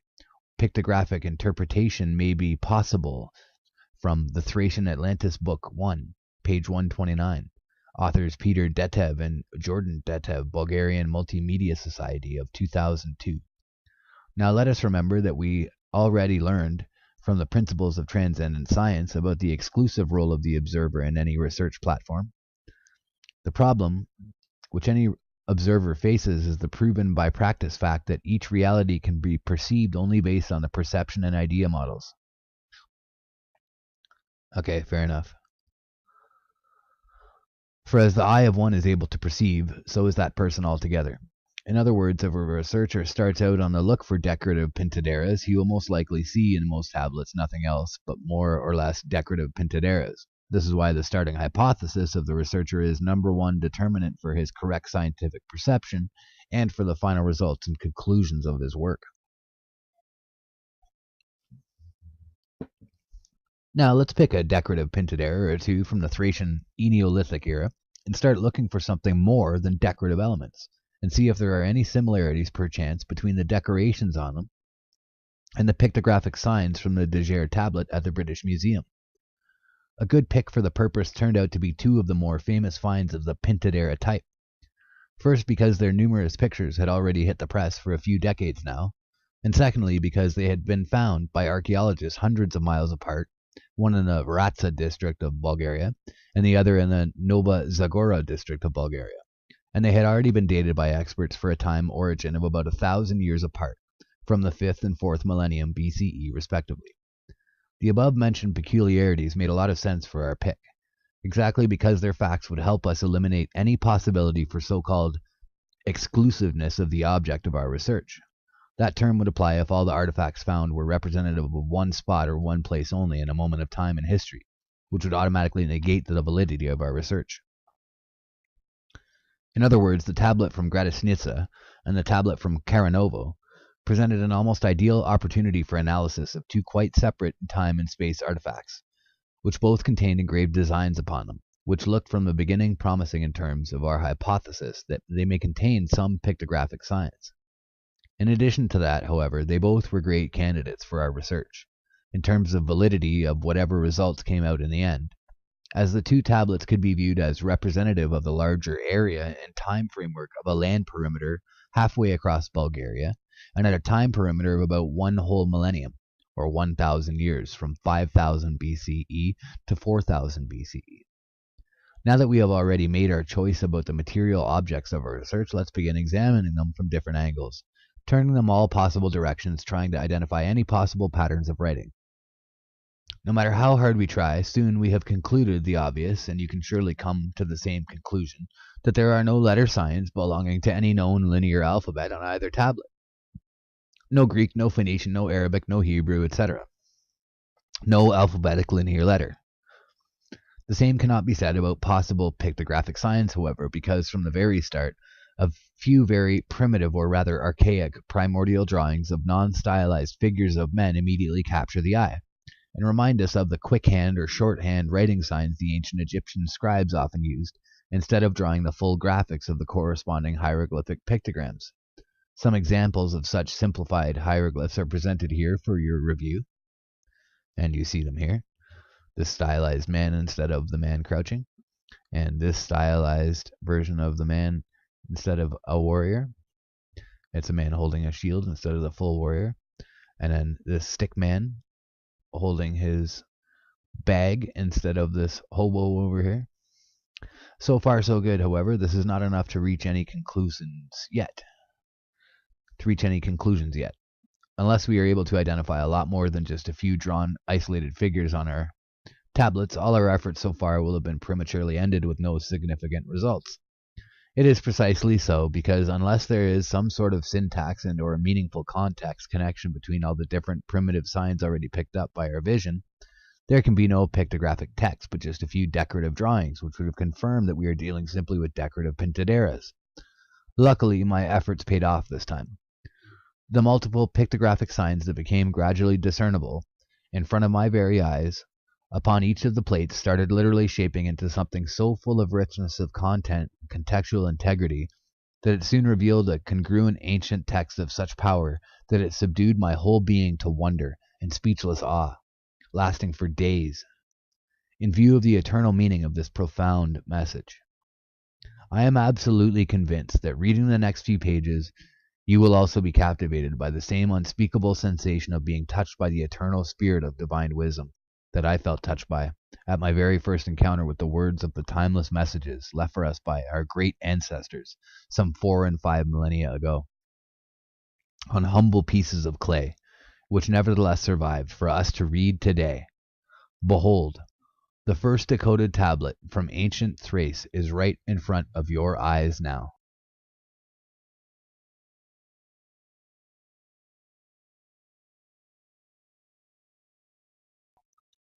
The votive tablet from the village of Gradishnitsa, the Neolithic Chalcolithic era, circa 5000 BCE.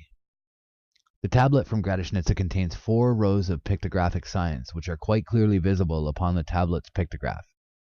They are presented in a computer-enhanced version and in a schematic drawing, respectively in Exhibits B and C.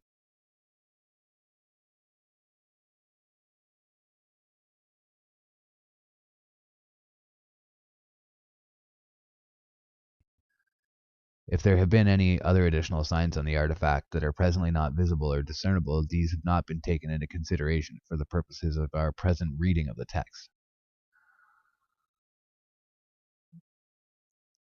The above identified pictographic signs look exactly like the hieroglyphic inscription presented as Exhibit D, when they are transcribed using the stylized later version of the pictographic script, known to us from the pyramid texts of ancient Egypt, beautifully rendered here in its computerized calligraphic print. Upon comparison, it becomes evident that the text displayed on Exhibit B, Exhibit C, and Exhibit D is absolutely one and the same identical text, and that the 2 calligraphic styles, respectively the early Thracian and the late Egyptian, represent one and the same identical pictographic script, which has come to us down the ages in its condition and appearance as seen on Exhibit A. The evident conclusions are as follows. The script used in the engravings upon the tablet of Gradishnitsa found in the land of ancient Thrace, and the scripts used in similar tablets and in the pyramid text found in ancient Egypt, represent one and the same identical hieroglyphic script. The tablet from Gradishnitsa found in the land of ancient Thrace predates similar artifacts found in Egypt by at least 2 millennia. Apparently, this particular type of hieroglyphic script had originated and was first used in ancient Thrace, and it was later transferred and introduced in ancient Egypt. The early Thracian version of this hieroglyphic script was evidently used quite sparingly, predominantly as the sacred language of the initiated elite. It doesn't appear from the findings so far that it ever reached the levels of widespread utilization, which it found thousands of years later in its late Egyptian version. And here you see the tablets.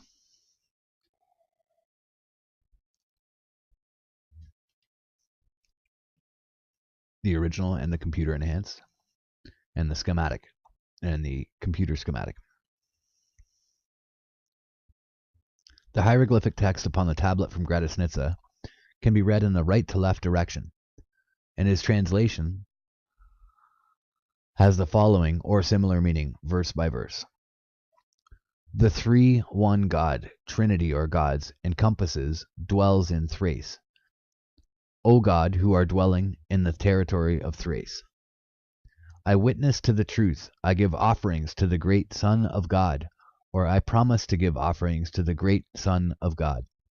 I glorify the great God, and I will praise you, O great God. The temple of God is a great fortress and a secret defended place. O God, who are in your temple, be my fortress and defend me.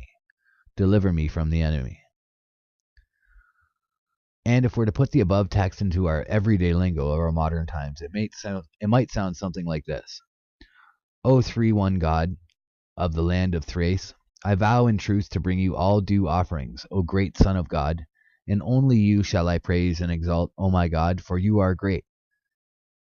You who are now in your temple, I pray, hear me, keep me safe, and deliver me from all evil. From a technical linguistic point of view, it is worth noting here that the above text does not give us adequate clues as to the phonetic pronunciation of the Thracian words in it, or any information about exact phonetics or grammatical natures. But from the signs used on the tablet, only the hieroglyphic symbol meaning to or unto, as in give to or give unto, has a phonetic value of the linear alphabetic letter N, and is read N or N in the ancient Egyptian language. All the rest of the hieroglyphic signs engraved on the tablet are only ideograms in nature, and therefore their pronunciation could be identical to, similar to, or entirely dissimilar to that of ancient Egyptian speech. This very nature of the ancient pictographic script evidently placed it in the position of being the ideal universal international language among the initiated elites, simply because even people who had very different and unintelligible to each other spoken languages could still use this pictographic script as perfectly practical and intelligible means of communication between themselves, very much the same way as we nowadays use the international road signs for the purposes of regulating road traffic and global transportation, or I'd say planar transportation. The sacred tablet from the village of Karanovo, the Nova Zagora district, circa 4000 BCE. This tablet contains 2 rows of pictographic signs, separated by a horizontal line, each one of which is quite clearly visible upon the tablet's photograph. The same are presented in computer-enhanced versions and in schematic drawings, each respectively in Exhibits B and Exhibit C. Please note that the signs engraved under the horizontal line are inverted, i.e. head down, and the tablet needs to be turned 180 degrees around to full diametrical opposition so that the reading of the second row of text can be accomplished. After the above rotation, the second row of the engraved pictograms is presented below and its corrected upright position for easier reading. Now all of the above identified pictographic signs look exactly like the hieroglyphic inscriptions presented in the exhibits when they are transcribed, using the stylized later version of the pictographic script, known to us from the pyramid text of ancient Egypt, and beautifully rendered here in its computerized calligraphic print.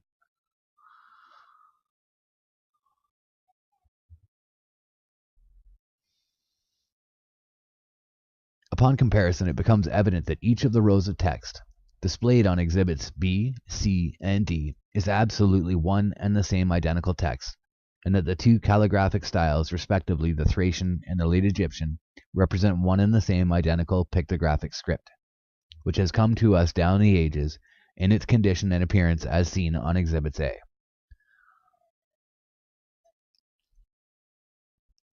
The evident conclusions, just like in the previous case, are as follows. The script used in the engravings upon the tablet of Karanova found in the land of ancient Thrace are the same scripts used in similar tablets found in ancient Egypt, and are identical hieroglyphic script. The tablet from Karanovo, found in the land of ancient Thrace, predates similar artifacts found in Egypt by at least 1 millennium.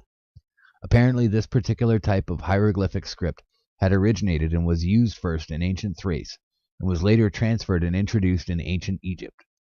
The early Thracian version of this hieroglyphic script was evidently used quite sparingly, predominantly as the sacred language of the initiated elite. It doesn't appear from the findings so far that it ever reached the levels of widespread utilization which it found thousands of years later in its late Egyptian version. The hieroglyphic text upon the tablet from Karanovo can be read either in the right to left or in the left to right because of the symmetrical position of the pictograms around a central axis.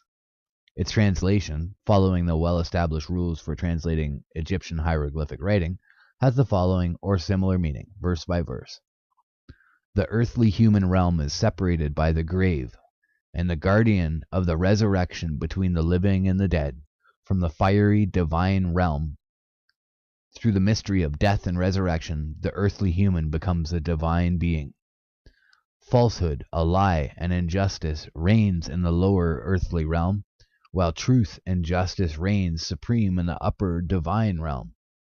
The one who has been initiated has exchanged his crown of the lower realm for the high crown of the upper realm, and has passed from falsehood into truth, ruling with the high priestly scepter of truth and justice, now firmly in his hand.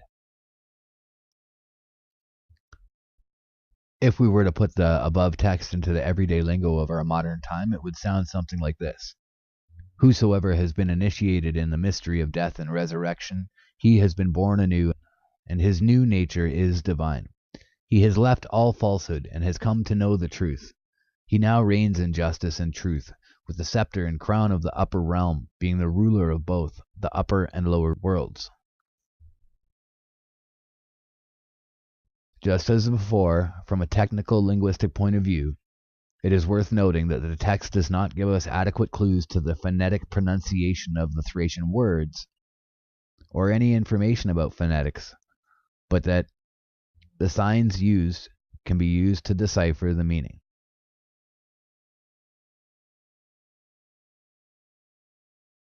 The text of the tablet from Caranovo inevitably brings to memory the documented text from a couple of other tablets written in Linear Greek over 3,000 years later. They are known as the Orphic ivory tablets from Olbia, tablet number 1 and 2 out of 5, discovered in 1951 and carbon dated around 500 BCE. A detailed description of the Olbia tablets is found in the book The Thracian Dionysius, Invocation and Faith, New Bulgarian University, Sofia 2002, by Professor Alexander Full, who wrote the following. The first one of the 5 tablets is engraved with the text formula life, death, life, truth, and Iopoikoi is visible under that formula. Interpreted from its ethnic Orphic language, it brings forth the revelation that life is death, and death is life in the beyond, where true knowledge, truth, is to be found, i.e., death reveals and opens the way to true knowledge. All hesitation is gone upon examination of the second tablet. One of its sides reads, Peace, War, Truth, Falsehood, and below that row, Ion. The revelation is now complete, stating that true knowledge, found beyond death, is also peace, in opposition to war and falsehood, which are contrary to the Orphic teaching. The pictographic vocabulary of the words used in the text from the Thracian tablet and some related ideograms.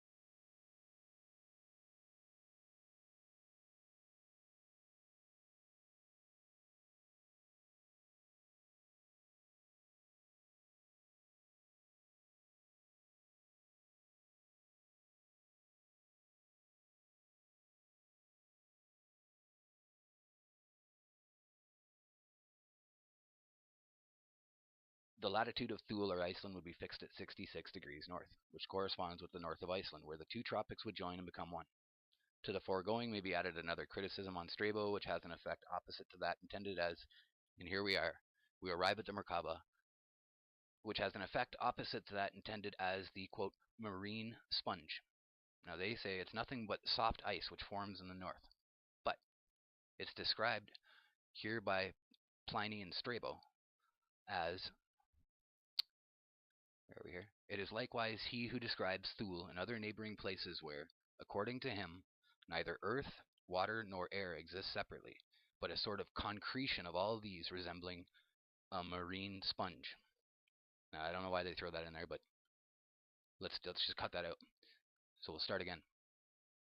A place where, according to him, neither earth, water, nor air exist separately, but all together, as a sort of concretion of all these, in which the earth, the sea, and all things are suspended, thus forming, as it were, a link to unite the whole together.